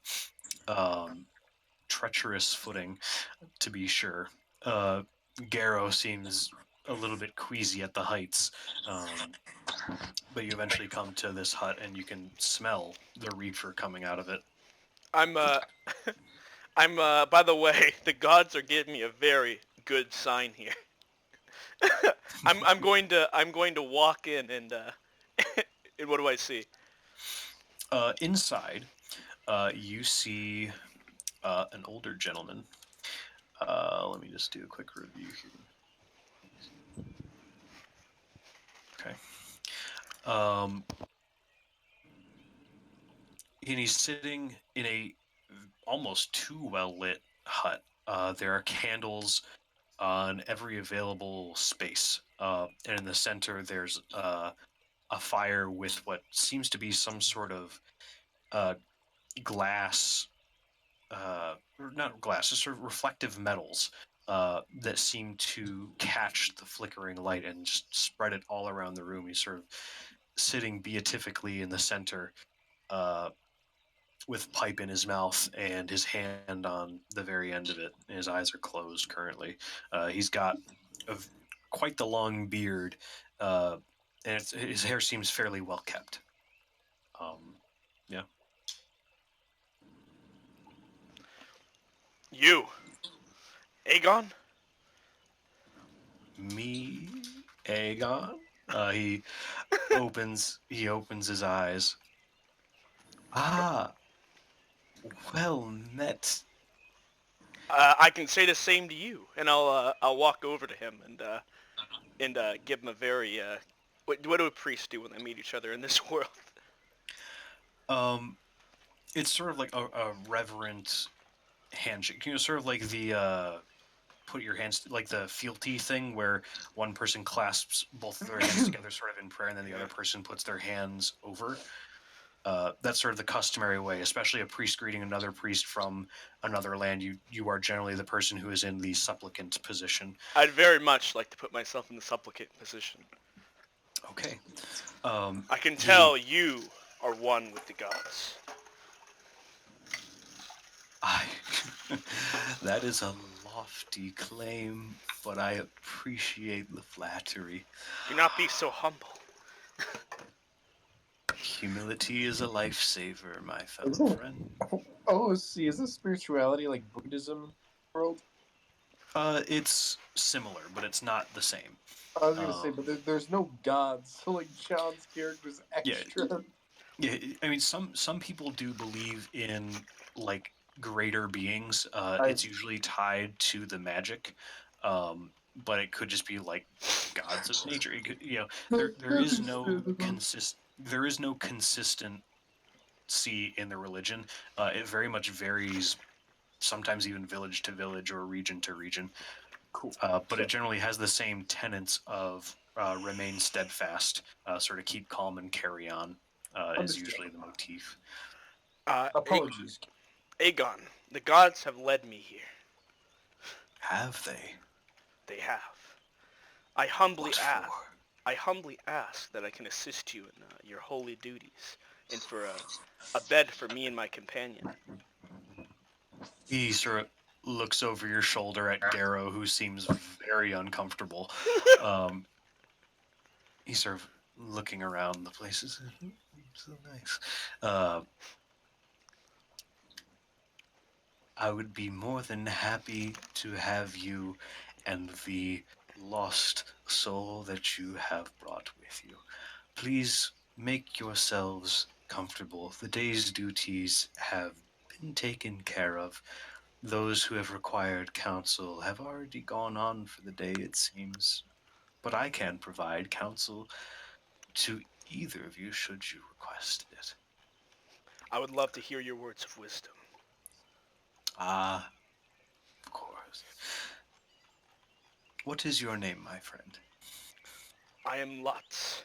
Lutz? Ah, your name is that of light. I believe it is true that the gods did bring you here. After all, Lutz in a place of light. If I were an entertainer, it would be poetic. Continue seeking the light and listening to the gods, but be wary that you are not drawn into darkness, for there are many holes that one cannot drag themselves out of. Truer words have never been spoken. Garrow rolls his eyes in the background. Do I notice this? Briefly. Yeah, it's just sort of like, he's just like, Ugh. I'm gonna look at Garrow and demand him. Garrow, do not mock this place, or you will not be spending the night here. I am not mocking it. This is just quite different from what I am used to in Spur. Please excuse me. I need some fresh air. I think the resin's getting to my senses. Guard number one. Garrow exits and you can hear him just sort of very loudly taking breaths of fresh air. Please you excuse feel my very- compatriot. Or my companion, not compatriot. Sorry. You do notice something though, Lutz. Mhm.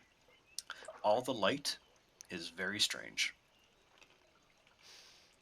Like of all the, lit candles, the shiny bits of metal. Normally, a priest's hut is a place of quiet contemplation and counsel, and it is usually dark and comfortable with a small fire in the center to put people at ease. All the light in here is almost disorienting. Interesting. But the gods giving me such a good sign. I cannot question this. That's fine. All right. Meanwhile, Wolf. Actually, let's take a pause here. Who wants to do what next? We'll consider that an end of a scene there. From what I've done in the past, if you guys want to settle in for something a little more long term, we can do that. Like say, hey, we just want to spend a week sort of getting the lay of the land. Cool. If you want to do something in particular the very next day, say so. Like this is your Oyster. thing. Yes, this venture is your oyster. You tell me what you want to do, and I will tell you what happens. I wanted to get drunk and party with the other peasants in the longhouse, since it was mentioned there's To you. You know what? Fuck it. I'll do it. I'll spend 1 point of bronze to do that. Okay. Cool. Make your split, and then we'll get to the rolls. So you see that she's about to move in, and in the heat of the moment, you're like, ha! And through sheer force of brawny will, you will have the advantage. Alright. I'm ready. Okay. All right, 3, 2, 1, roll. Wow. That was really bad. Wow, yeah, she beat me again, probably. Yeah, she had 19 and 19 because she rolled an 11 and her quickness is 8. So let's see what we got. She here. beat me again this time. Yeah, even though you got the advantage, you're still up against this like iron wire of muscle in this woman, and just the same thing plays out where she just keeps eye contact with you, but halfway through pushing your arm over, she brings it back to center and then just releases her hand with yours. Says, "It seems that we are not as evenly matched as you had thought, but I do not wish that you would suffer another defeat. I know how demoralizing that can be sometimes. And I don't want to hurt your arm either. I saw what you did to that other fellow. I would not want to do the same to you." And at that point, Wolf is, "Yar!" as he just plops onto the ground and doesn't sort of carry him away. He's got still the mug clasped in one hand. death grip. Well, even though you quote-unquote beat me once, I feel I owe you a drink. I'll go grab them for us. Thank you. You find another peasant that's been passing around drinks, and bring them back to the table. The night passes pleasantly for you. Meanwhile, Wolf, in your sort of drunken stupor, you sort of vaguely see, like, it's dark in this sort of, it feels like a stable. It smells kind of like a stable. Am I wet from the rain? No, you're still dry. It seems that it might have been maybe a little lightly damp. You might have gone outside briefly, and then placed where you are now. You're sort of on this bale of hay. It's dark in here, but you can still kind of see the light coming from the longhouse. You've got a killer headache. Oh.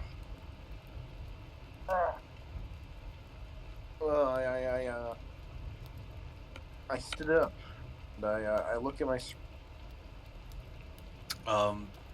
Oh, You it's- can't see it. Yeah, it's pitch black except for the lights coming from the longhouse. I'm gonna get up and walk back to the log. Okay. Uh-oh. I need you to make a split. Fuck. I'm getting attacked. Yes, and actually, no, you don't make a split. Let me refresh myself on the rules here real quick. They're probably trying to say, "You've had enough, old man. How many times do we have to teach you this lesson, old man?" I'm gonna. Yarr! Okay, you need to make a quickness roll. I'm full of quickness. By the way, 1d6. at this time, you are only equipped with pretty much your knife. Your That's all belongings I are sort of in have. the communal wagon. But you had a knife at your belt that you had been using for Cool. food. Am I still drunk, or can I use my? You are still drunk. You Fuck. only have 1d6 for your rolls. This isn't gonna turn out well. Oh, Fuck. oh, 7. A 7? Okay. Can I- Um, oh God. 7.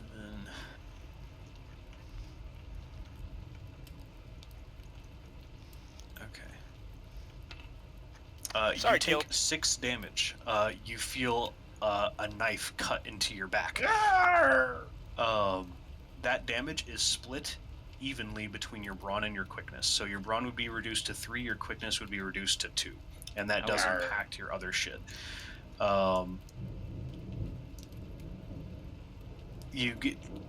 Give me a wits roll. Once you're done calculating that. Yeah.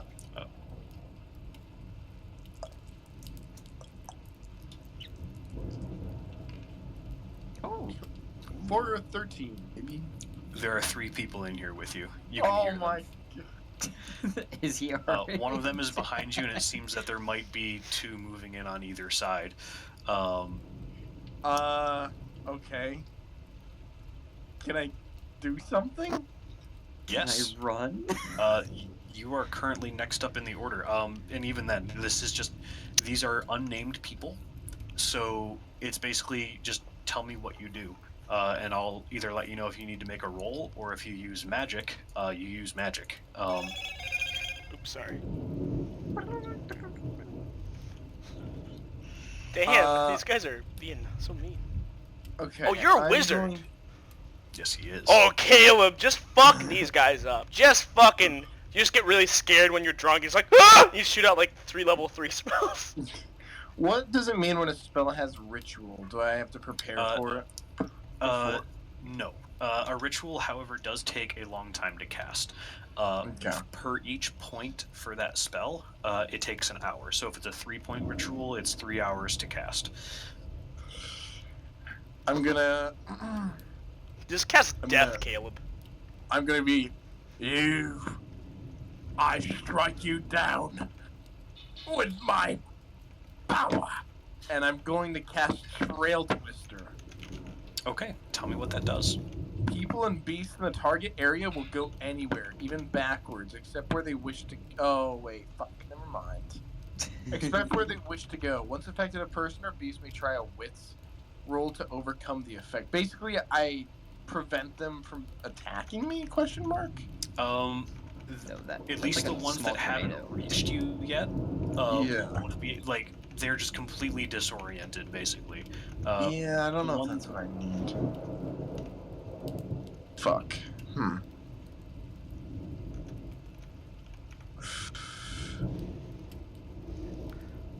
Oh, okay. If I cast something, do I cast that myself if I'm in the area? Depends if you want to. Like, That's let's a good say, question. if I cast a web on my target area. If you are within that area, I'll say you can exclude yourself from it.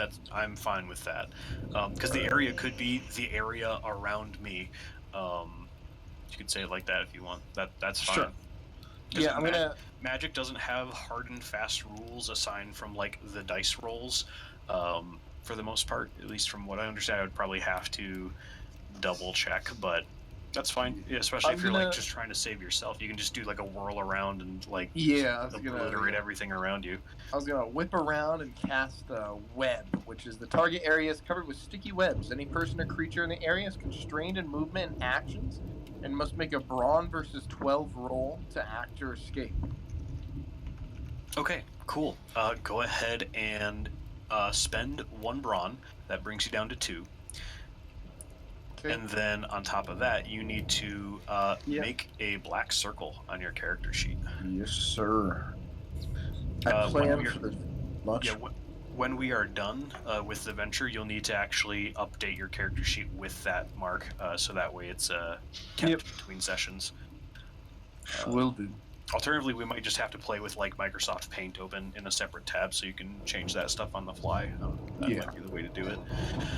And then I'm gonna try to fucking run. Okay. Firstly, describe the spell casting. How do you cast the spell? Rabaha is usually pretty gross, right? Yes. So, like Spider-Man, suddenly my fucking skin just goes like a puncture comes out of it, like, you know? A Yuck. little bit of blood spurts out, and like I just fucking shoot the webs out of my fucking wrists Okay. for the area. It's pretty fucking metal. Just strings of darkness cut across in between the vague area where what little soft light filters into the stable, and you hear panic screams from the people as they're enwrapped in the webs that you created. They are fucked with their own fishermen. I'm gonna step out of their reach. Can I do that? They're helpless. Yeah, you can do whatever you want. All right, I'm gonna step out of their reach, and then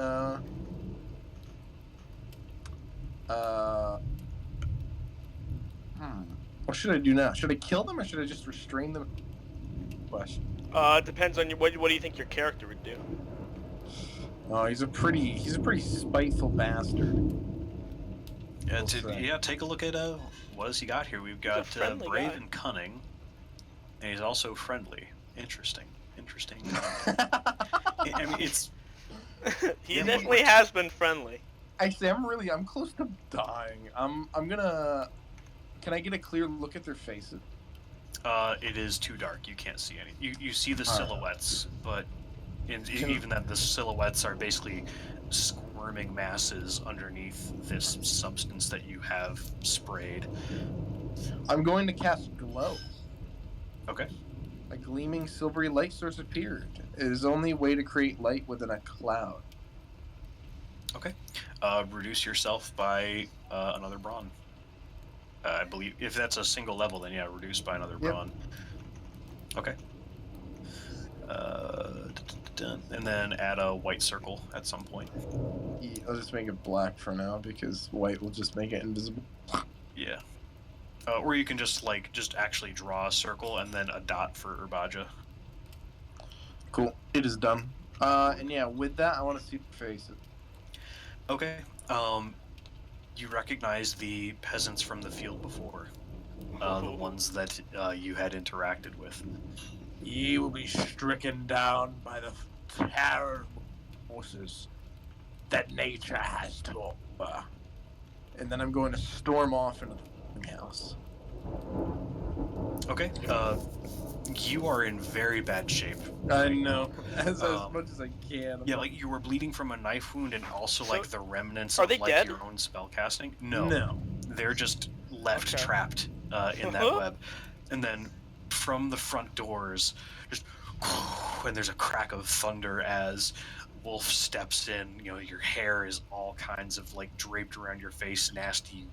You could practically breathe fire just with how drunk you are. Still, Is Haida in there? yeah, everyone has turned to face you at this point. Name. Burn.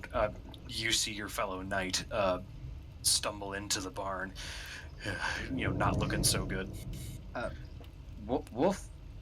Haida! Well, I'm not Haida, but what's going on? I'm addressing Haida. She rises. What do you want? there's 3 farmmen near the stables that did this, and I'm covering my wound in my stomach that did this to me, and I slowly feel the wound. They're entangled. I suppose you'd want to deal with them, and then I'm gonna drop to my knees from weakness. She squints down at you. Kill them. You recall that she didn't quite like you, and it seems that, especially, Burn, you recall the previous conversation of having This is their faith that village, things yeah. sort themselves out. Uh-oh. She takes a step forward, and she Oh. pulls a knife from the table. Can I Whoa, rush up to stop the game between them? Like, Yes, absolutely. Why did everyone kill me? how you didn't know? She raises her eyebrow at you. I understand you may not like him, but he is my brother in arms. Do this for me and spare him.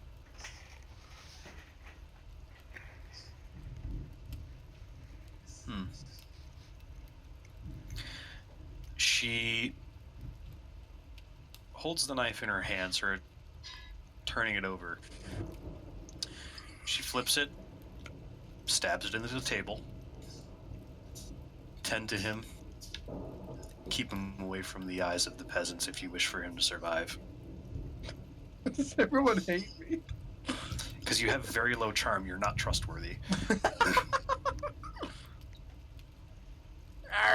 Can I like signal to Lutz to come help him? Well, you can Lutz if you he's use not- magic. Lutz is gone. Lutz is not here.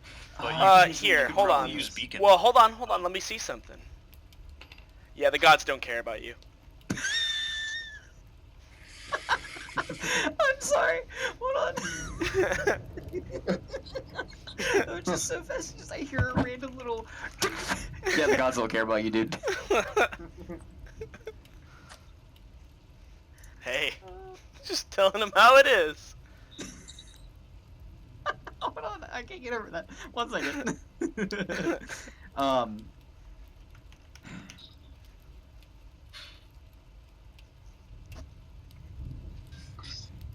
D&D bullshittery is good. Is what? No, bro, I'm just a little tired. All right, I'm gonna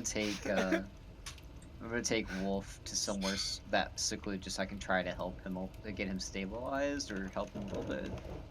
Sure, you sort of take corner of the longhouse, or do you want to take him outside? We'll do corner of the longhouse. Okay.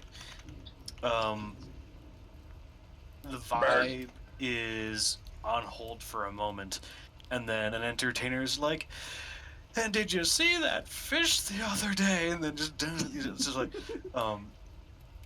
people are just sort of surprised by that, and just sort of the brief pause and the tension that had been built is briefly put on hold while you tend to Wolf. He's pretty fucked. Burn. Sorry. Yeah, I guess we'll keep going. Burn. The burn arm. It was them. I'm gonna kill them.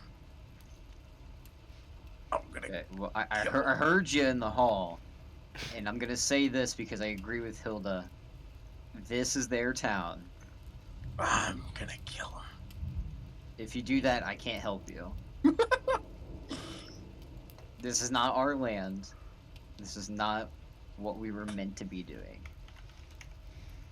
You're right. Just try to sober up a little bit. Try to come out when you're decent. I'll meet you back in the long haul. Have you even patched me up? I'm as I'm patching you up. We'll converse. You don't really have any practical medical knowledge. You're just an entertainer. Like there is no common education for like how to administer a bandage. It's basically keep pressure on the wound. Like he's gonna live for now, but it's going to take him quite some time to fully recover. All right, through then standard means. you're just gonna stay here and try to fix yourself. I don't know what to do. You Well, need you to can hide ask me. for You need help. to hide me, Burn. They're gonna kill me. You'll stay in the hall where I can keep an eye on you, and then no one will kill you. Nah, they're gonna kill you too. I don't think they're gonna kill me. Yeah. Yar. Fuck you. I go to sleep. Okay. You pass out once again, fever dreams, as you let sleep take over. I guess after I try to help him the best I can, I'll go back to Haida to talk to her. Okay. She's been just standing nearby while the rest of the people seem to be returning back to drinking, although the mood's a bit down, clearly. I ruined everything. But she's been keeping an eye on the both of you. So, seems like he wants to kill everyone, but then again, that could be the alcohol talking, or it could be the magic talking. I've never known a wizard to be anything but a murderer. That's why I try not to use the magic they taught us as much as possible. Hmm. Furthermore, thank you for not intervening. Well, at least abiding by my request. I trust you. I just don't trust your comrade, and part of me Oh. wants to finish him off while he lays there. Well, what I That's no told small him, part. and I don't know if you heard or not, but I told him this is not our town, not our land. If he does whatever he does from here on out is his own actions. I won't be there to save him. How about the peasant Fair fight? enough. She nods and then simply takes her seat. You get the Can I- vibe that she wants a bit of space. Yeah, can I go try to liven the mood by joining the other entertainers with some music? Oh, to try to get it started back up. With ease. You sort of put the smile on, gallivant about, arm wrestle, and sort of play out little rude skits with some of the other entertainers in the room. Meanwhile, Wolf just... I will keep Alrighty. an eye out to make sure nothing happens. Yeah, you don't even need to roll. If you're doing that, you are doing it. You will see things coming. Yeah. Cool. Let's take a short break here. I need to get some water. Cool. Caleb gets murdered. So here's the thing about recovery. Now that the scene is done, any brawn that you spent to cast spells Mhm. is recovered. So I believe that'll take you back up to 3 out of 6. It will take you 3 days to recover a The other point 3 in brawn each. and the 3 quickness. Well, 3 days to recover 1, and then 2 days to recover 1, and then 1 day to recover the last one, basically. Each Brawn day, and quickness, or? yeah, for both. Until they're back up to full, it's just however many points is missing. That's how many days it takes to recover 1 point, basically. So recovery can take quite some time if you want to take a long time to heal. You guys want to fast forward a week? Well, maybe fast forward to tomorrow just to see what type of shit goes down, but you know, and then we'll fast forward if we need to. Sure. Okay. Cool. Let me go grab some water. I didn't realize this is what would happen.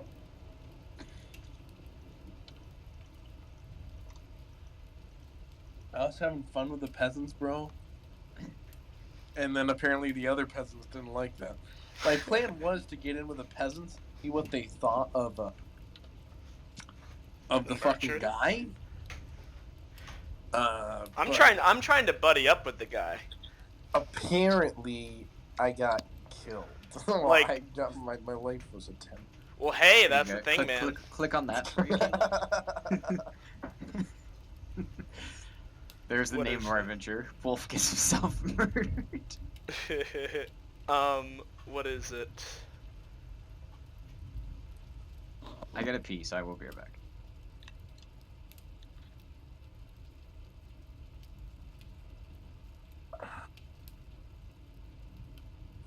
Your dietary already gone. Always falling. Yep.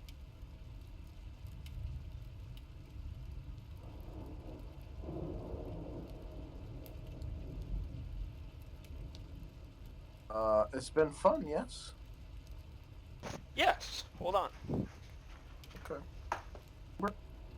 No.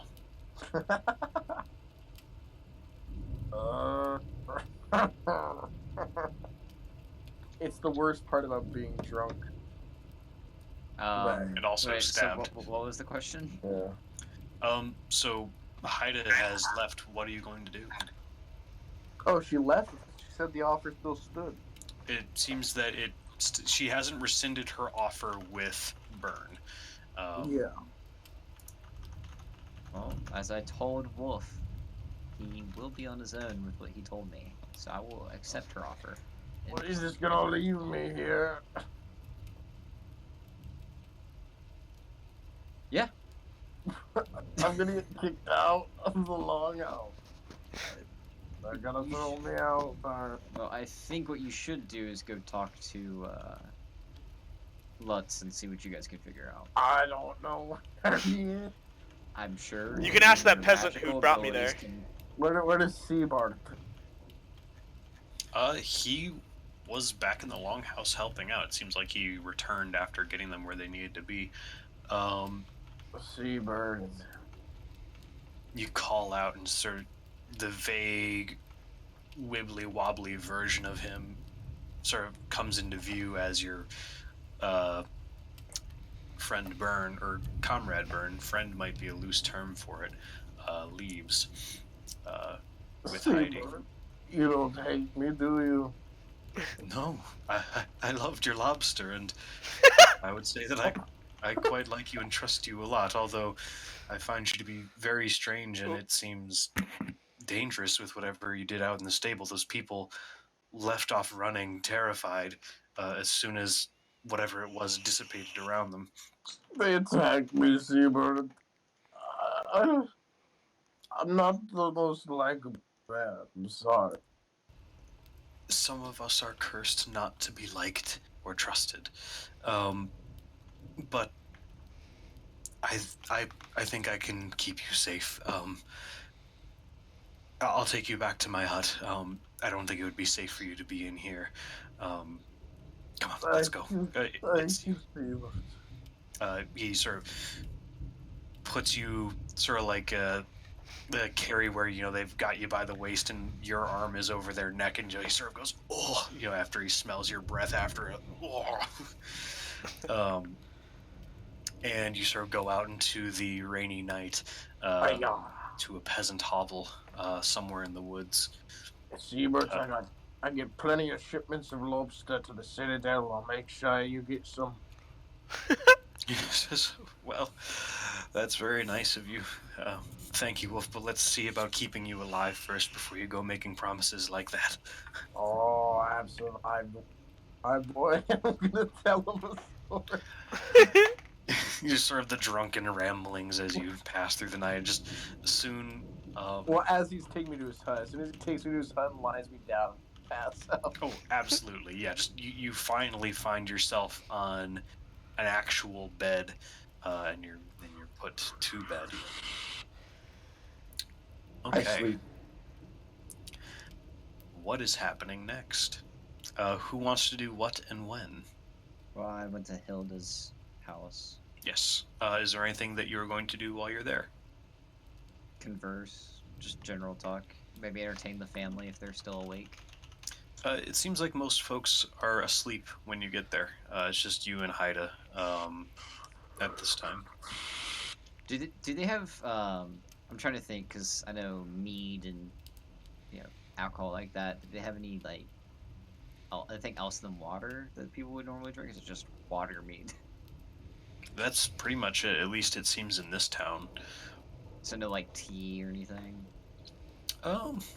You could probably do a cannabis tea, but tea, I believe, comes from like China, and this is like Europe, and it's pretty darn isolated. Okay. What do you mean the Uh, British had tea? Yeah, when they fucking explored the world. Yeah, that is fair enough.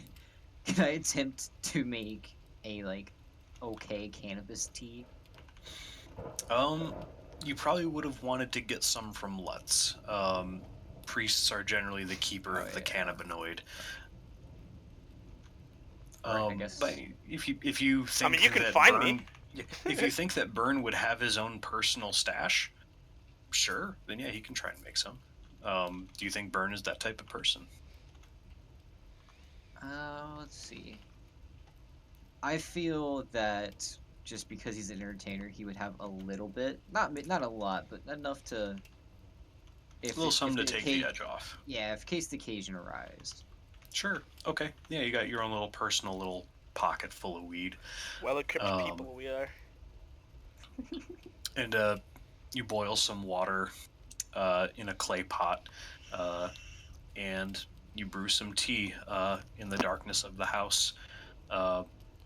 Unfamiliar to you, and she stands behind you, only barely lit by the light of the fire. I would like to make two. I guess they had technically cups. They had cups at the time, so yeah. Yeah, it's basically clay cups Yeah, for the most part. two little clay cups and offer her one. Uh, she takes it, and the steam rises in front of her face. Thank you for sheltering me. I'm a woman of my word. Well, is there something in your mind? You seem a bit more distant since everything transpired. Birds of a feather often flock together. And are all of you wielders of magic? Yes, as the circle, or as we have been trained in the circle, we are all leaders of it. Some more attuned to it than others. Myself, not particularly tuned, nor do I like using it. It's for, in my case, dire needs. I can tell you that word is going to travel quickly about what happened in the stables. Self-defense, bro. What do you suggest that we do? It is not about what you and I do. It seems to be much of what you will do next, because more than likely your friend is going to be in danger again, now that people know what he's capable of and what he is. And considering you all came in at the same time, it's possible that the assumption might carry, especially if you try to defend him. And spreading chaos or disarray, it might be that whatever it is that you came here for isn't here, or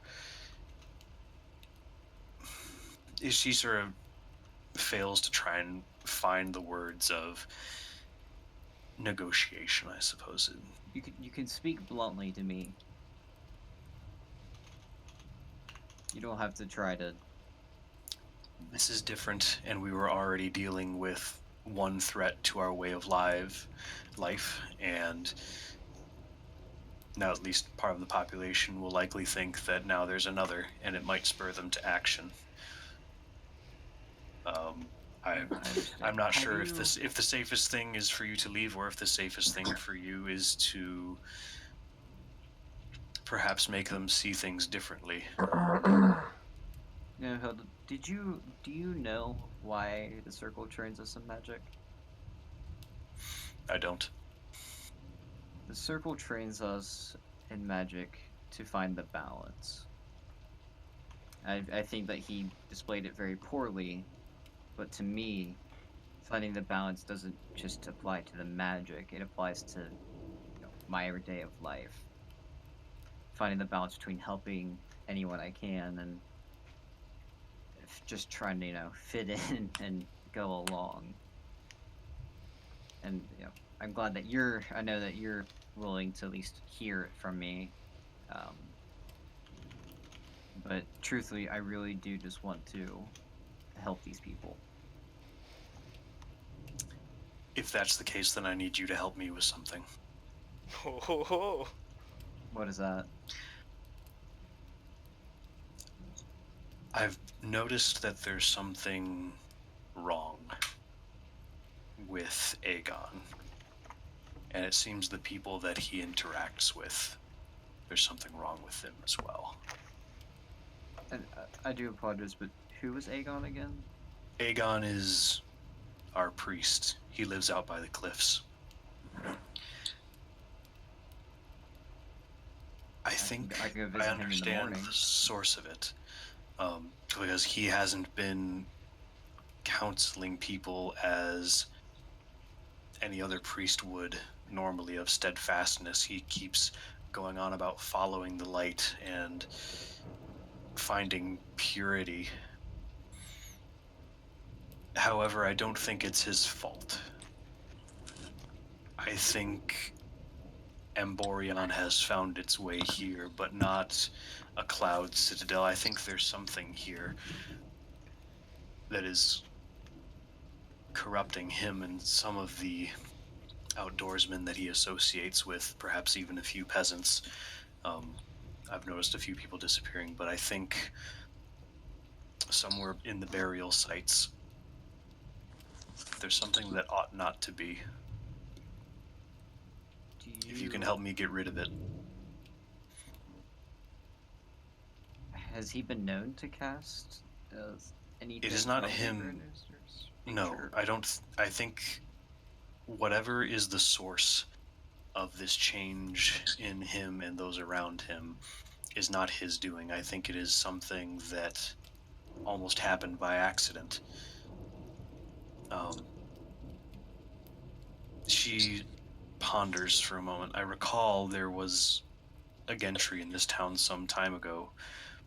From Femberga, he took power after a dispute, and he was fine enough, and we remained steadfast in our lives. This would have to be those the that same one that survived. taught you, Torben. No, Torborn fell to his blade. It was something difficult to watch, but I felt that if I was to live another day, that would be best, and they fought each other honorably in as far as you can.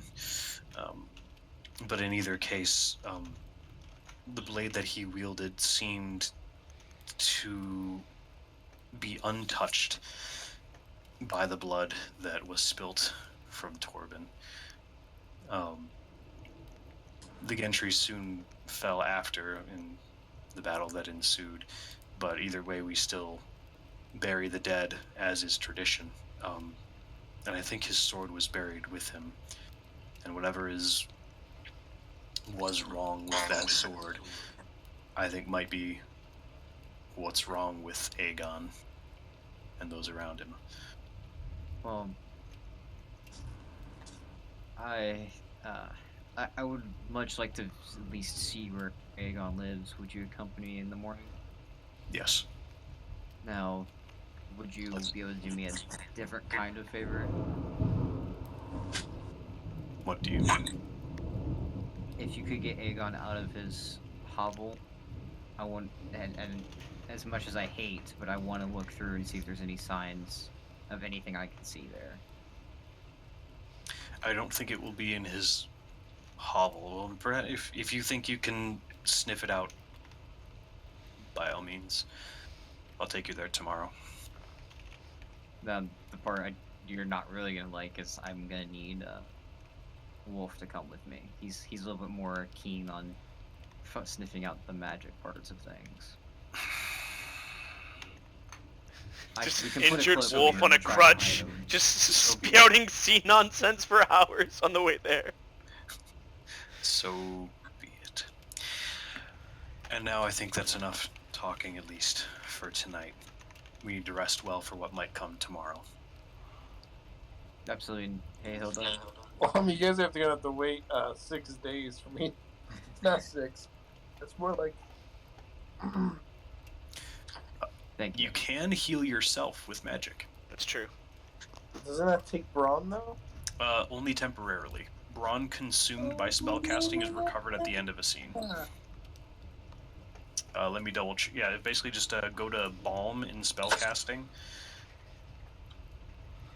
Let's see, Balm. Target a beast, monster, or person. Brawn and quickness are both restored by 3. You can only be restored to the original level, not increased above. Only affects physical injury, not brawn lost to spellcasting if it is cast upon oneself. The brawn spent to cast it offsets the gain to brawn. So it means I only restore it to 2? Yes, so you would recover 2 brawn and 3 quickness. Cool. Alright, well next time I'm in the scene. Sure, I mean, you can make it happen. You guys are creating the scenes. When you do things, things happen around you. You guys create the ripples. Yeah, Ripple? You decide when. If you want to do it tomorrow morning or if you want to do it tonight. You That's should up do to it you. tonight. Yeah, I'd like to do it tonight. Okay. When are you doing it tonight? When you get there? Because you said that you had sort of passed out. I think you wake up from the pain. Yeah, wake up from the pain. Sigurd is a... I'm sorry, repeat? You cut out. Is Siebert asleep? It seems that he is. He's got a little mat on the floor next to a small fire in the hovel. I'm going to quietly cast it. Casting quietly. That's the thing about spell casting. Let me double check. Is it loud? It requires verbal utterance of some variety. It's basically for every spell there is somatic, verbal, and material component. It's not like, ooh, you need a diamond. It's basically like you take a bit of ash, and the gesture is putting that ash over the wound, and then the verbal is just like, in the case of Balm, it could just be a loud and pronounced exhale. Just, everything is done with intention, and it is done with a certain power behind it, and so doing things subtly with magic is almost impossible, just based on that. Like, Are the tent flaps closed? This is a hut, but everything is closed up. Considering he's asleep, you probably wouldn't wake him. You do notice in the flickering fire, it seems that he's got a family, and they're all asleep on a separate mat, or like very low bed, off in a corner. Yeah. Do you think they'd wake up?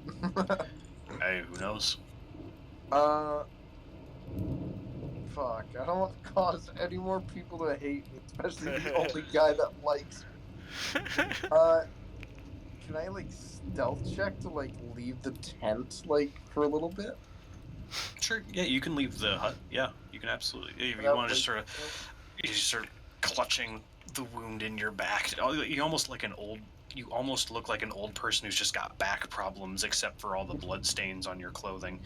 You sort of step out, you step out into the rain that seems to still be coming down. It's probably the middle of the night. All right, and I just want to get a nice, safe place by myself. Cast it. Okay. Yeah, you step maybe 15 feet away.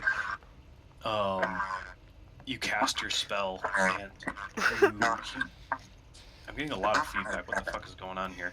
Might be my phone. Oh, okay. And you smear ash from a little pouch up along the wound in your back, and you sort of do the utterance, and, just, and you recover. Nice. You are no longer drunk at this point. It has been long enough, but who knows what time it is. It seems to be still pre-dawn, but pitch black, and you only really have the very slight light that comes from the hut behind you to even orient yourself. If you were to lose sight of it, who knows if you would even be able to find your way back. You're in unfamiliar territory. So I can still see it? Just barely, yeah. Alright, I'm gonna go back in and go back to sleep. Okay.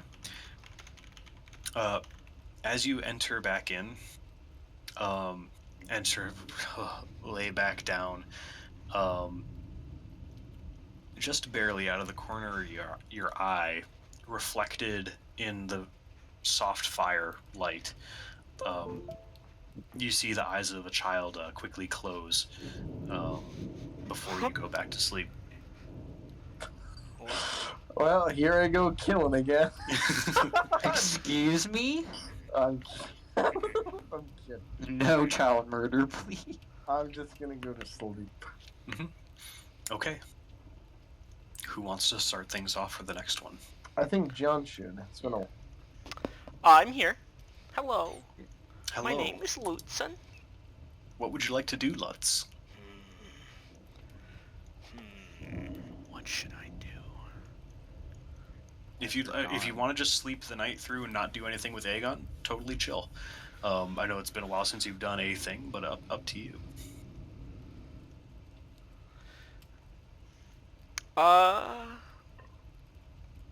How about... Yeah, I'll just, maybe I'll ask him a few questions. Sure. When are you asking him these questions? Probably later in the night, like after hanging out for a while. Just like, Okay. so Aegon, Yes. how long have you been around these parts? I am born and raised here in these mountains. I'm a recent resident of these mountains. Ah. Wait, He finally... That's actually a good question. He's Flamberg. Fanberry, yeah, you're from the north.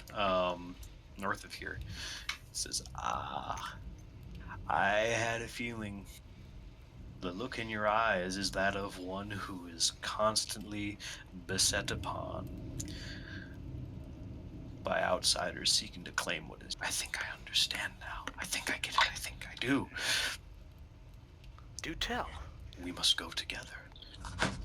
Come, come, come. I think the time is nigh. What's Garrett doing? He is just like, what the fuck? He's like, he hasn't said a word. He's just in the hut, you know, next to a candle, just watching the two stoned out priests just babbling at each other practically. And he seems concerned. He's like, is this, Lutz, are you sure it would be best not to simply call it a night? We have much to do tomorrow. What do you think, Aegon? Oh, we must go. Otherwise the time may be past. It's not been so clear as just now. Finally, it's clear. It's been in a haze for so long. A haze. Yes. What must we do, Aegon? He reaches out his hand and he has his eyes closed.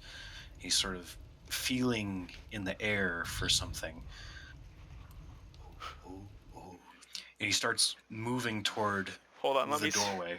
Let me see if I'm getting the same vibe. I'm not. But I'll follow him. Do you activate your wizard senses? Is that what you mean Wait. by vibe? Oh, can I Look, John, tell? just a- Can I tell that he's well here? Hold on, let me. Because you are a wizard, right? Or is No, someone I'm else not. in the party? Okay, How- you're a priest. You don't I have do wizard sense that he is using that. No. No, he does not have wizard senses, and you don't either. For some reason I thought you were a wizard. You are not a wizard, I'm so not you a don't have wizard. wizard senses to activate. You just have your schizophrenia, basically. Yes. So okay, so go with whatever your schizophrenia voices are. Yes. The schizophrenia voices are a little are a little weirded out, but I'm still gonna follow. Okay. He goes out the front. He goes out the door of his priest hovel, into the rain and the darkness outside, and like right along the cliff edge. He says, "Come, come. It's stronger now." And you can barely see his silhouette in the darkness. I need a wits roll. 1d6. Actually, no, 2d6. You familiarize yourself with at least this cliff edge on the way here. 2d6 wits. Keep your wits about you, lad. I better roll good, because I don't have high wits. All you gotta do is beat 12. He did I not. did not. Rip. Okay. You... Are you familiar with the sensation of vertigo? Yes. You're getting a little bit of that. Mainly because you have no idea where the edge of the cliff is. He seems to know where it is, and you can see him vaguely, but one misstep out of, like, you're basically on the very end step of the hovel, which again is perched on the cliffs. And it almost feels like if you step off of this, front stoop, you have no idea if you're gonna fall or not. Like, it's just sort of that sensation of just like, oh, oh, Aegon, we must be careful. Unsteady footing about.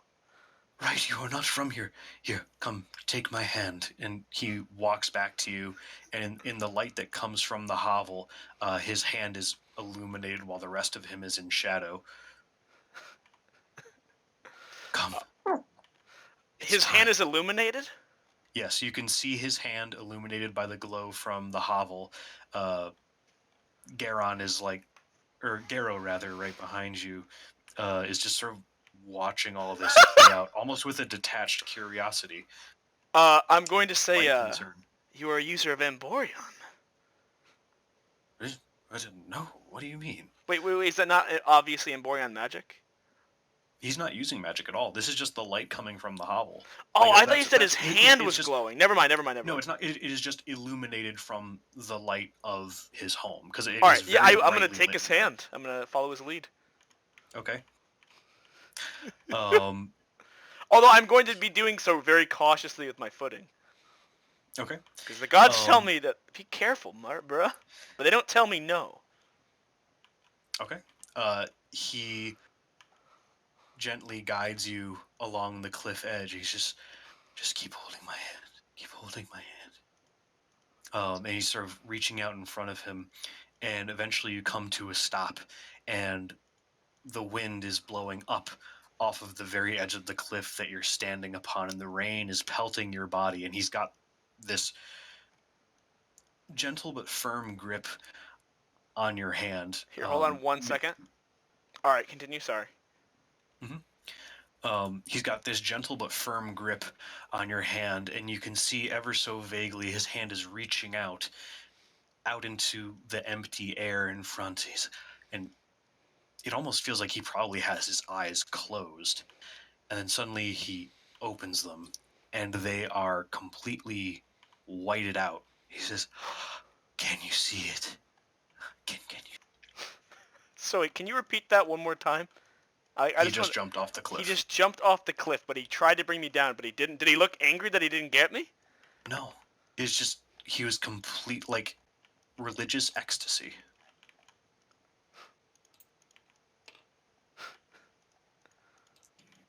He looks like Koyeris after you finally showed up at the church. I'm gonna look back at Garrow. What is his face? You can't even, you went a decent way away from the Oh. hovel. He is not next to you. You also have no idea where you are right now.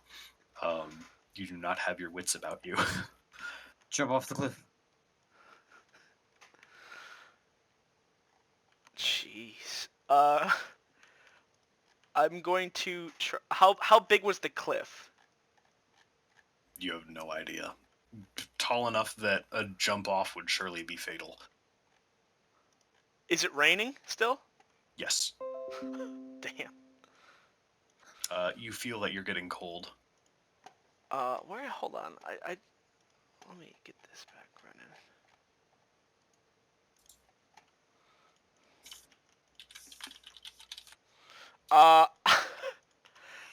I'm going to scream, Garrow! Any response? You don't hear anything.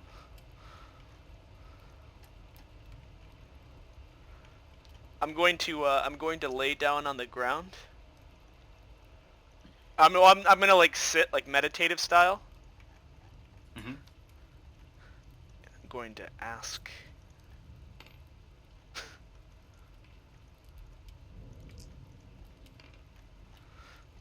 All right. I'm going to set off in a direction that the gods tell me to, that I think is the way back to the temple. Okay. Tell me a cardinal direction. All right, I'm gonna do. Even then, your sense of direction is fucked. You don't have a direction right now. Yeah. All right. You are It's currently going to be facing west. the cliffs. The cliffs are clearly right in front of you. I'm going to be heading the direction exactly opposite of the cliffs, from what I can understand. You can try and retrace your steps if you want to give that a go. I do need a Brawn versus 12 roll first for exposure, since you are currently out in the rain without much in the way of protection. I got a 16. Okay, all good. You shiver slightly, but sort of tighten your shoulders to it. Give me a... Let's see here.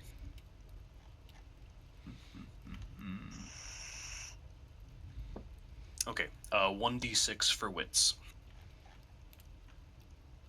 And then a 1d6 quickness after that. 7 for wits. 15 for quickness.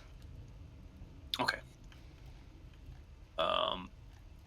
You are lost. However, you are able to not twist your ankle, fall into any gullies, but eventually you find basically a tree that doesn't let as much water through, like a thick pine that you can kind of slip into potentially for the night. It's going to be incredibly uncomfortable, but at least it's not freezing cold tonight. Yeah, I'm gonna stay there. I'm gonna Okay. camp out for the night until the rain stops. And I'm Okay. very conflicted. I know that he used Amborion, and he definitely is a kook, and that's coming It's from a kook.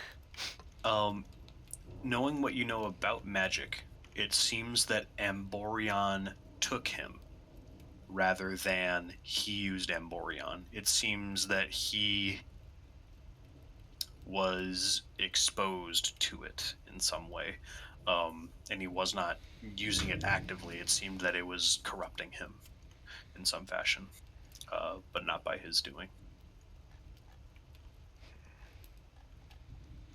Very intriguing. All right. This is pretty crazy. Morning comes. Who's taking the initiative on this?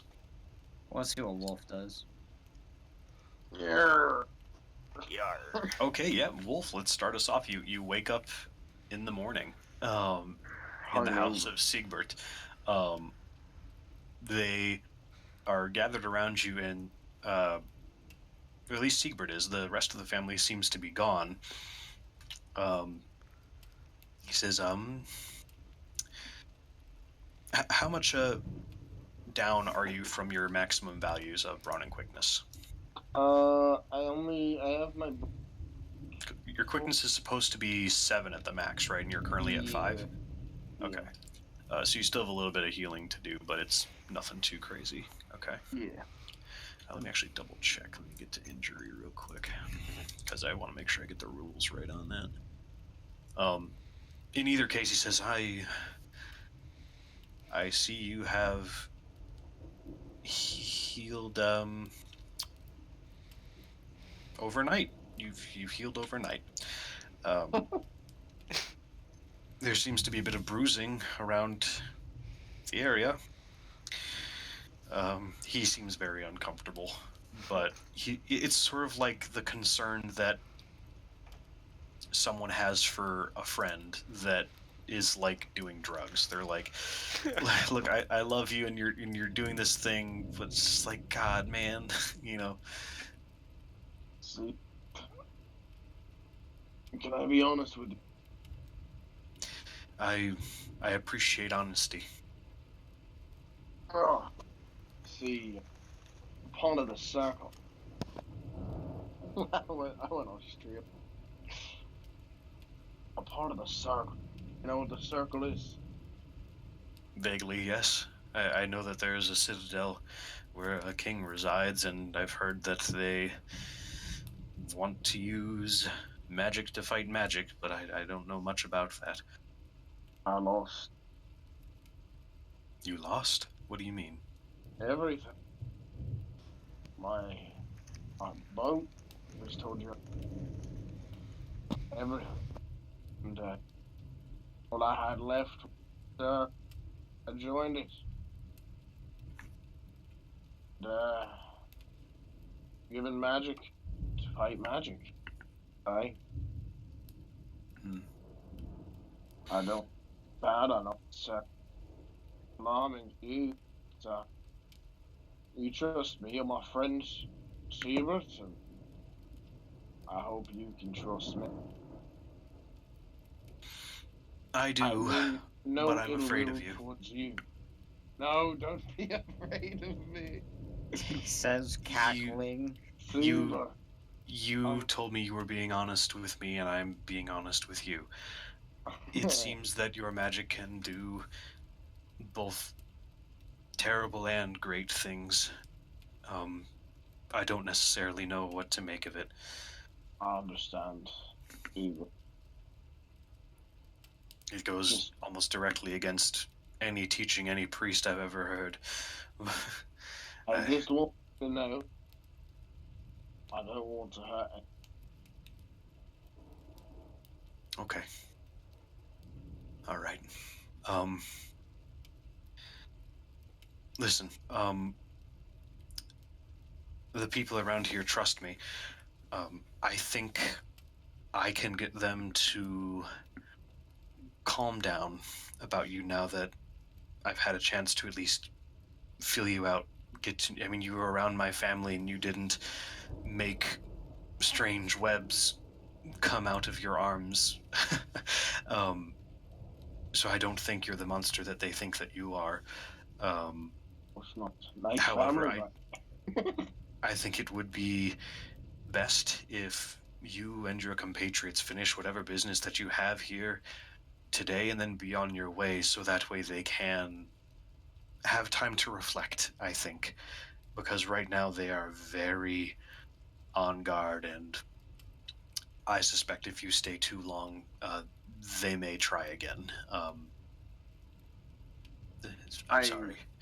I sort of sit up and stretch a little bit. Your Don't worry. bones pop and creak, the first signs of arthritis. I have the same plan. Friends, I hope station. See you next. You cut out a couple times there. Repeat.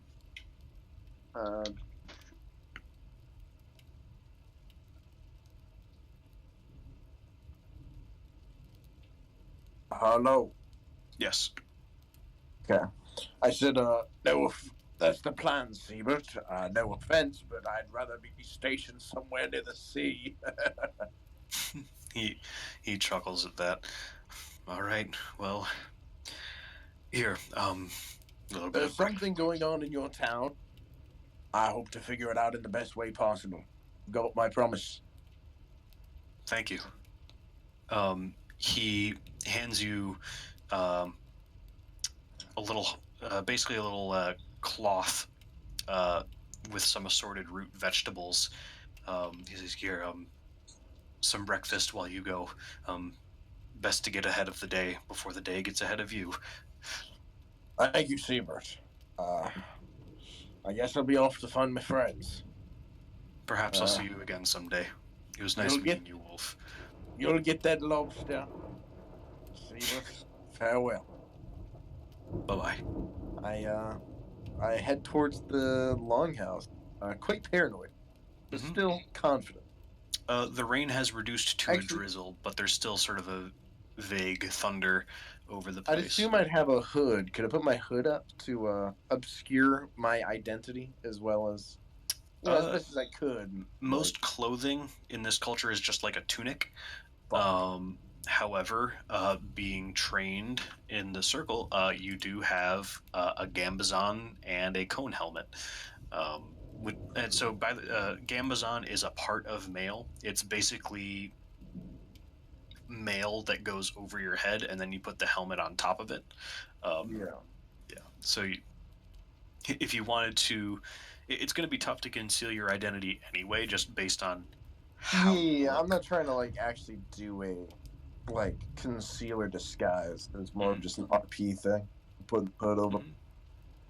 Yeah, sure. If they just keep, put a little cloth, like sort of bring your tunic up over your head to keep the rain Yeah. off of you. Okay. And then I'll head to the longhouse to see if I can find my good friend Bernie Sanders. Okay. Bern, what are you doing this morning? Is Hilda and her family awake? Her family seems to already be out. Like, it seems that most people here get up pretty early for the day. Haida stayed behind to mind you while you were in her house. Well, Haida, man of my word, we should go to the longhouse to probably pick up Wolf, and then we'll see what we can find out. Good. I suppose prepare yourself. I don't know what lies ahead of us. Yeah, I will grab. I'll definitely grab my mail, and probably mail, spear, and shield. I'll forego the helmet. Okay. On the right side of your sheet, go ahead and just make little dots to note what you are going to be currently wearing / have equipped. Spear. That goes for all of you. The exception being Lutz, because currently you are away from your stuff. Not to mention, yeah. Yeah, and especially you're away from your support crew, which the circle has. Like, you are lost in the wilderness right now. Hey, real Yeah. quick, do you have those note cards we used last time? So I can, I just can write make it some. down. Yeah, if you could make it real quick, just to write it down, it'd be a little easier.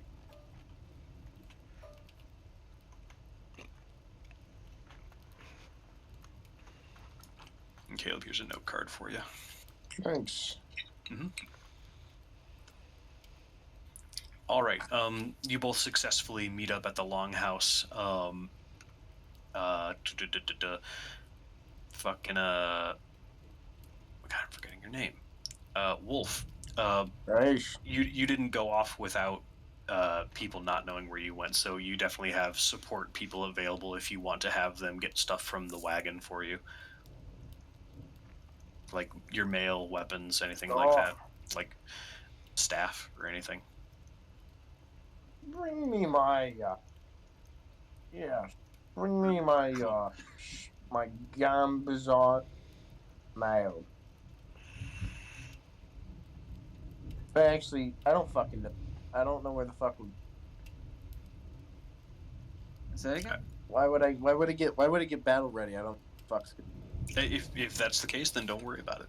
Yeah. Either way, you both meet up at the a couple of people around the area are very much keeping a wide berth, especially seeing you get decked out in armor and weapons. Oh, something's about to go down. A lot of people are clearing out. And Haida, it's nice to see you. Well, Haida, if you'd like to lead the way, and just ignore his comments. I intend to. Play She's like a little marching beat as we go. sure. Meanwhile, as you guys are walking down this path, Lutz, Yes. you hear among the whispers in your mind, a drum beat just. A drum beat. You hear someone hitting a drum. It's hard to tell where it's quite coming from. I'll try to discern where it is.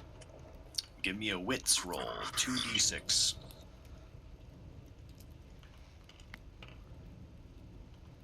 I got a 10. Okay. You start wandering through the woods trying to follow this sound. And it seems to almost come from every direction, and especially like you realize, oh fuck, I'm hungry. Oh fuck, I barely ate dinner, and god damn it, I had too much weed last night, and that dude tried to pull me off a cliff. Did that even happen? The stress of it makes the voices in your head grow a little louder, perhaps even a little Yes, ornery. Lutz is very weirded out right now. Yeah, and it's He's very conflicted of why the gods told him to follow such a man. give Where's- me. I do have a Big. question. Where's this god thing coming from? This is just something that his character has, and I'm rolling with it. Okay, cool. I didn't know if like it was the actual thing and No, not Oh, really. that's There are no like. There's no pantheon of gods. This character is just like they've got it in like the only reason that someone would hear voices other than their own in their heads is clearly spirits or perhaps gods of some kind or some greater being. And considering That's that he's a priest, it could be that he's had these voices all his life, and that's part of how he gave counsel.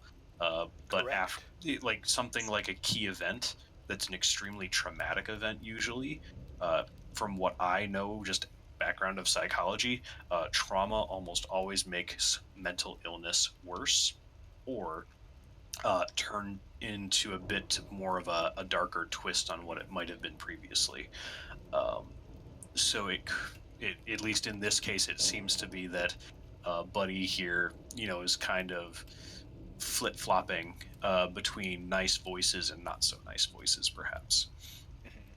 At least that's just where I'm liking it. It's an interesting thing, and you're playing it quite well. It's especially because think of Hellblade: Senua's Sacrifice. It's confusing, but you're trying to make sense of it all, and that's Hey- a whole Wolf. part of the journey. Wolf. Yeah. Have you seen Lutz anywhere recently? Fancy.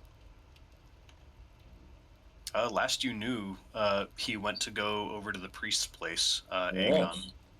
Oh Seabird no, I actually didn't took- know. I was gone by the time that happened. No, I'm elaborating with Wolf. I'm telling him that's what Yes. you know. Like Seabird He, took him to Wolf, Aegon's place. He went to go to the priest. Why? I'll give a little look to Hilda. Is her name Haida? Haida? Hilda? Haida? Ida. Haida, sorry. I give a little look to Haida. Be like, okay. We'll just continue Birds of on. a feather flock together. It's no surprise that a priest went to see a priest. However, we'll see what's to come of it. She continues walking, and shortly thereafter, you guys arrive at the hut.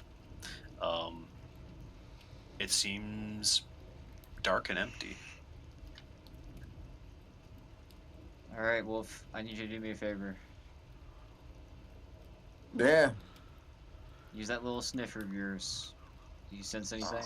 I'm sensing. I'm trying to sense. They said magic. You take a step toward the cliff and just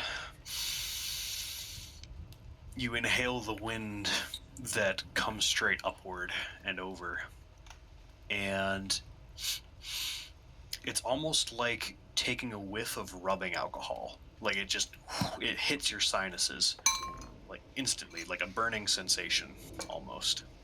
Oh. Definitely an Emborion enchantment of some kind. Yep. It's in Boreon, right? And it's That's it? nearby. Can I follow it? Sure. Give Without me I'll signal to Hilda follow Off. us. give me a wits roll, 2d6. Since you have Haida with you / your support team with an outdoorsman to try and navigate the rocky paths along the cliffs. Oh, is she an outdoorsman? No, she's martial low. Oh, none of us are outdoorsmen. Your support staff probably has some. Oh, It- okay, I it's- see what you're saying. Yeah, and considering enough of you guys have been nearby, I got a 14. perfect. You're able to pick your way along the cliffside. Let's see. Lutz, at around the same time, you sort of crashing through the trees and underbrush, and you see a fresh footpath. And turning to the left, you can just barely see what seems to be a person descending the cliff along a path that you hadn't seen when you initially came.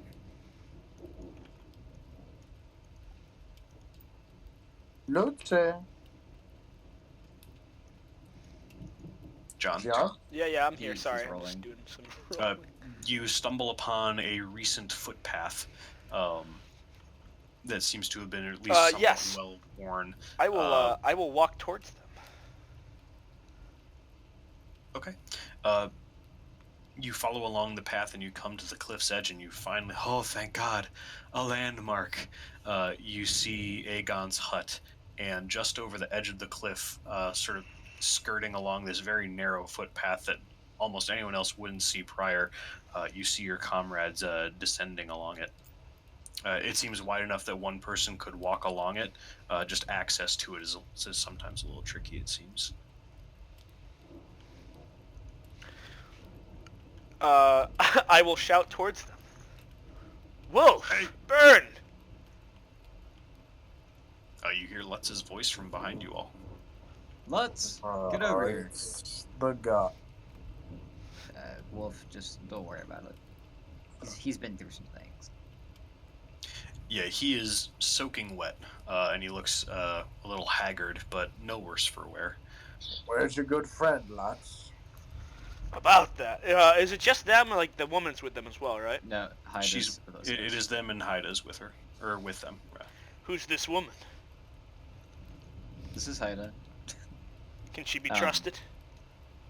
I mean, she sheltered me for the night. Well, hold on. I to probably the shouldn't be illness, but asking yeah. that. Probably should be. Or, I mean, why It's a don't you just reasonable question to ask, all things considered. Well, no. Why don't I'm you saying just I'm ask saying for I yourself? shouldn't be asking that because I should be making an inference. Give me a wits roll, then. 2d6. Oh, boy. Come on. Sorry.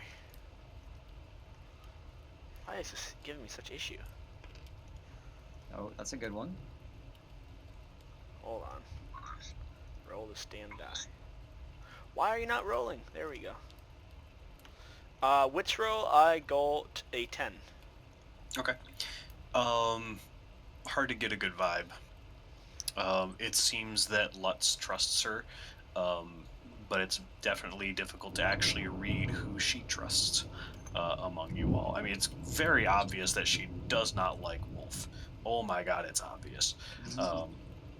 But it's hard to tell how she feels towards you as well. Alright, then I will ask them.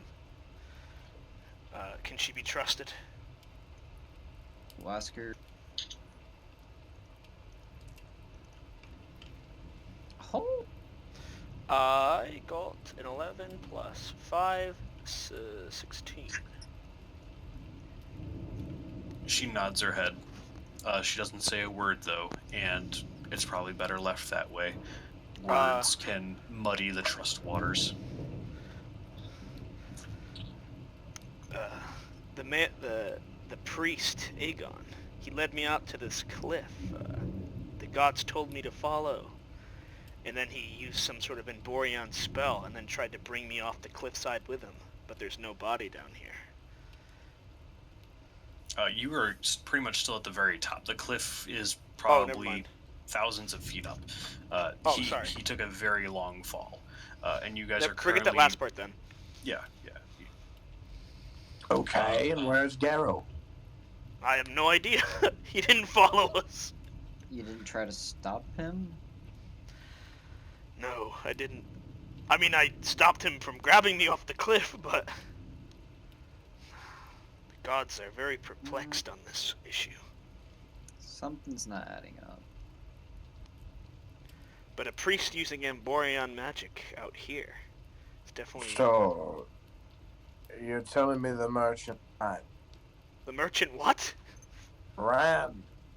I have no idea where he is. He could be in the church, he could be back in the tavern, I don't know. I've been stopping out here wet lost all night. Oh, You mean to tell me a priest just walked off the edge? He did. He tried to bring me over with him. hey, do you know what a priest's tent is? No. I don't know. Walk right by it. I'm not sure if you know this, Byrne, but men of religion can often can often go a little too far in their craft. Yeah, but I think common sense would keep a man of religion himself from walking off the edge. You'd think. Being I a don't priest, you believe know your that story. magic often completely obliterates common sense in an almost fanatical way, especially now experiencing it firsthand. That's what I was trying to get at a little bit. Yeah. Yeah, I don't believe it. Okay. You calling me a liar? I ain't calling you a truther. Well, how about we said he fell down cliffs? He didn't fall. He jumped. Was it right outside his tent? His Where was tent. It was right up there. I'm gonna point towards the very top of the cliff. Can I walk back up there? Sure. Yeah. Can I look down? It's quite a ways down. I don't see any body though. Not with the unaided eye. Wink, wink. Wink, wink, wink, wizard. Oh, is there a spell that Perfection. There's a spell that does everything. I'm gonna? Yeah, I'll use perfection. I used to use perfection a lot. Yeah, that was all you had as Fredge, but it's like a fog and perfection were your bread and butter. All right, perfection. Tell me about how you cast the spell. We know how you cast Emborion. It seems to be very visceral, and Emborion seems to be a bit more soft. Perfection has to do with perfecting your senses, basically.